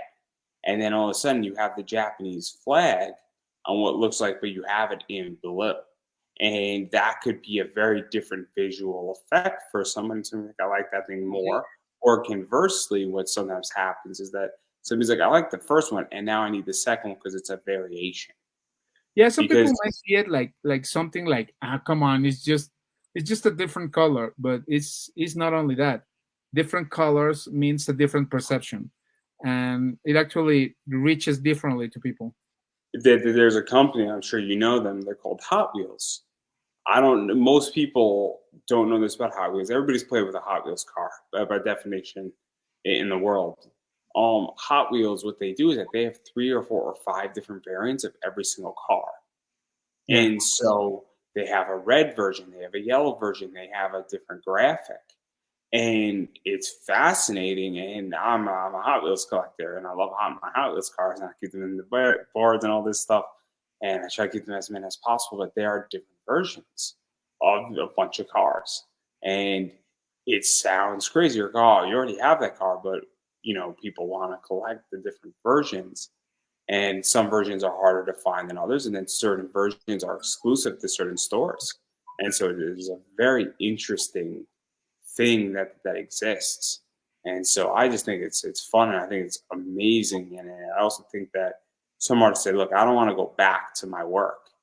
And I think that's a mistake, where I think as an artist, and even as a writer, and even as a podcaster, I should always be going back to certain episodes. I mean, there's 15 ways that I could edit my first episode I ever did as a podcaster that would improve it and change the entire thing, where I could up my voice, I could change it, I could actually rearrange questions that could change an interview up. And I think it's fascinating, this entire thing. And I also think it's fun because obviously Bowsetta is a character that was built out of people saying, because it's not an official Nintendo character. It's No. a almost cosplay art character. So fascinating entity. Go ahead. I don't know, which one do you like more? That's my question. Actually, I like more the black one with the black lettering. Yeah, that version. And then obviously, I mean, I'm missing a bunch of your stuff, and I think there's at least a bunch of stuff that I did not get to. I'm gonna go drop it quickly. Jessica Cruz, Robin from the Dark Knight, the Harley Quinn stuff, which is fun. Um, Obviously, I'm seeing what else I missed here. I don't think I missed anything else. As far as this, but there's a bunch of other stuff that I missed on your Facebook page or Instagram page. But I don't want to keep you here all night. I don't. I would like to start watching actually Dragon Ball. I'm 2 episodes away from the first arc ending. Super fun. Okay. I got the Goku Jackie Chun fight coming, guys. Okay, But well, just to say, Andrew, it was great to be on your podcast, and I thank you for your invitation. It was a lot of fun. It was actually the first podcast that I ever made in English, let alone a podcast. But so it was a lot of where fun. can people find you? Where can people support you? Where can people check out your work? When Yeah, are you going to be getting prints and all that fun stuff? Because people want to buy this stuff now. well, they can find me on my fan page. It's The Art of Eduardo Guzman.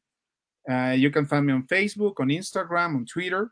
It's just pretty much all my accounts are the same. It's E Guzman Art, and it's I'll be putting out very soon a new project with Ben Lacey. That's gonna have a lot of fun. It's gonna be a lot of action with a lot of sexy ladies, and also I'll be probably by after mid of the year, I'll be doing a little short story. Maybe it's kind of like a horror story. So it's gonna be the first time I make a comic for myself. I have already the story. So there's gonna be a lot of things happening. And for you, my friend Andrew, just to make sure that we get something out of this podcast, if you need just to date one illustration, one drawing for your channel, for your podcast, I'm more than available to do one for you totally free. And well, as a symbol of our friendship, of our newly found friendship, that I am at your service for one specific commission for you. Well, I'm going to throw it live to you right now. So my elf is up there, and I'll give you carte blanche to draw that elf however sexy you want to draw her in any which way, completely having a blast in any which way you want to do it. And I'll send you a better photo of her and a few other photos so you could have fun with it. Send it to Just me. not topless. No, no, I no, want no. a I photo. don't. I don't do topless thing or anything. I do. I do sexy. I do nice. I do clothed. You can do it however you want to do it, and I'm open to it. And yeah, definitely. And I'll post it everywhere. It'll be fun. It'll be all over. It might become the background for a while on this stuff, and maybe with all your logo stuff on there too, and all your contact information You as got a it. return favor. And We're yeah, gonna but it's your however you want to do it, because I don't tell artists how to do their job. No, and I'm gonna do it especially for you. I'm gonna make it special, And well, thank you for having me on the show. And well, let's hope this is not the only time we talk. And maybe sometime we can make another one with Ben. Maybe when we present the next big project from Shark of War creator with the thing that we love the most. Yeah, no, I agree. I don't think we're far from over, because there's so much more we could have talked about. But my voice is getting hoarse. But I am going to say it, and I'm going to keep saying it. You have to support indie content creators. So one of the things, the way you go about doing that, and one of the things I keep on saying is you have to follow them on social media. You got to comment on their social medias. You got to share out their content. You got to say, hey, how are you? If you like what you heard, even if you only heard 30 minutes of this, and you want Eduardo on your podcast, reach out to him. I'm sure he's more than happy to be on a bunch of other shows, as well as if somebody wants a commission, I'm sure that they can get in contact with you on Facebook and they can get a Great, commission. great. Or better yet, I got a better idea. You know what it is? You do sick covers, and you know what it is? You gotta, get a cover from this guy because he's gonna slay dragons. So I'm sure that somebody has a book, and at some point I will have a book, and I know exactly who's on my list to call. You're on my list to call for a cover. Hey, Thank you you. might even be on my list to call to do the interiors when I get my stuff up and running. Let's see, Andrew. Let's see. But first, we're gonna make that elf something So, special. but I'm also gonna just tout myself real quick. Obviously, Pop Anime Comics is all my social medias. So follow me on Twitter, Instagram, Facebook page, website. My other show is Pop Anime Comics Lounge. That's all free. All my shows are free to listen to, enjoy. If you would like to support this show, Redbubble is where you can buy a T-shirt. You can buy the metal card on eBay. I have other things out there as well, where promo code BCW Supplies. Guys, it's 10% off. I just placed a $100 order and I saved myself $10. So obviously it does work. It is very helpful, and things are expensive, and also things are backlogged. So if I can save you money and you help this show out because it's an affiliate link, everybody's happy. Everybody's getting a discount. I'm referring a good company business, and it's all good. I have other sponsors from previous episodes. So if you like what you heard on another episode, please use my other sponsors, because again, you're helping me out, you're helping their business out, and again, everybody's winning, because I believe there are only win-win situations in life. And if everybody's not winning, then it's not a good deal, I feel. So that's everything about me. And on that note, I'm going to give you the final word. Well, thank you so much. This is an awesome show, and thanks for everyone who said fine things on the comments.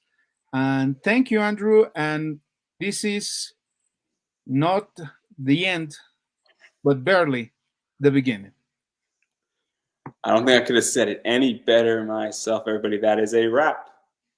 Thank you. Have a nice day.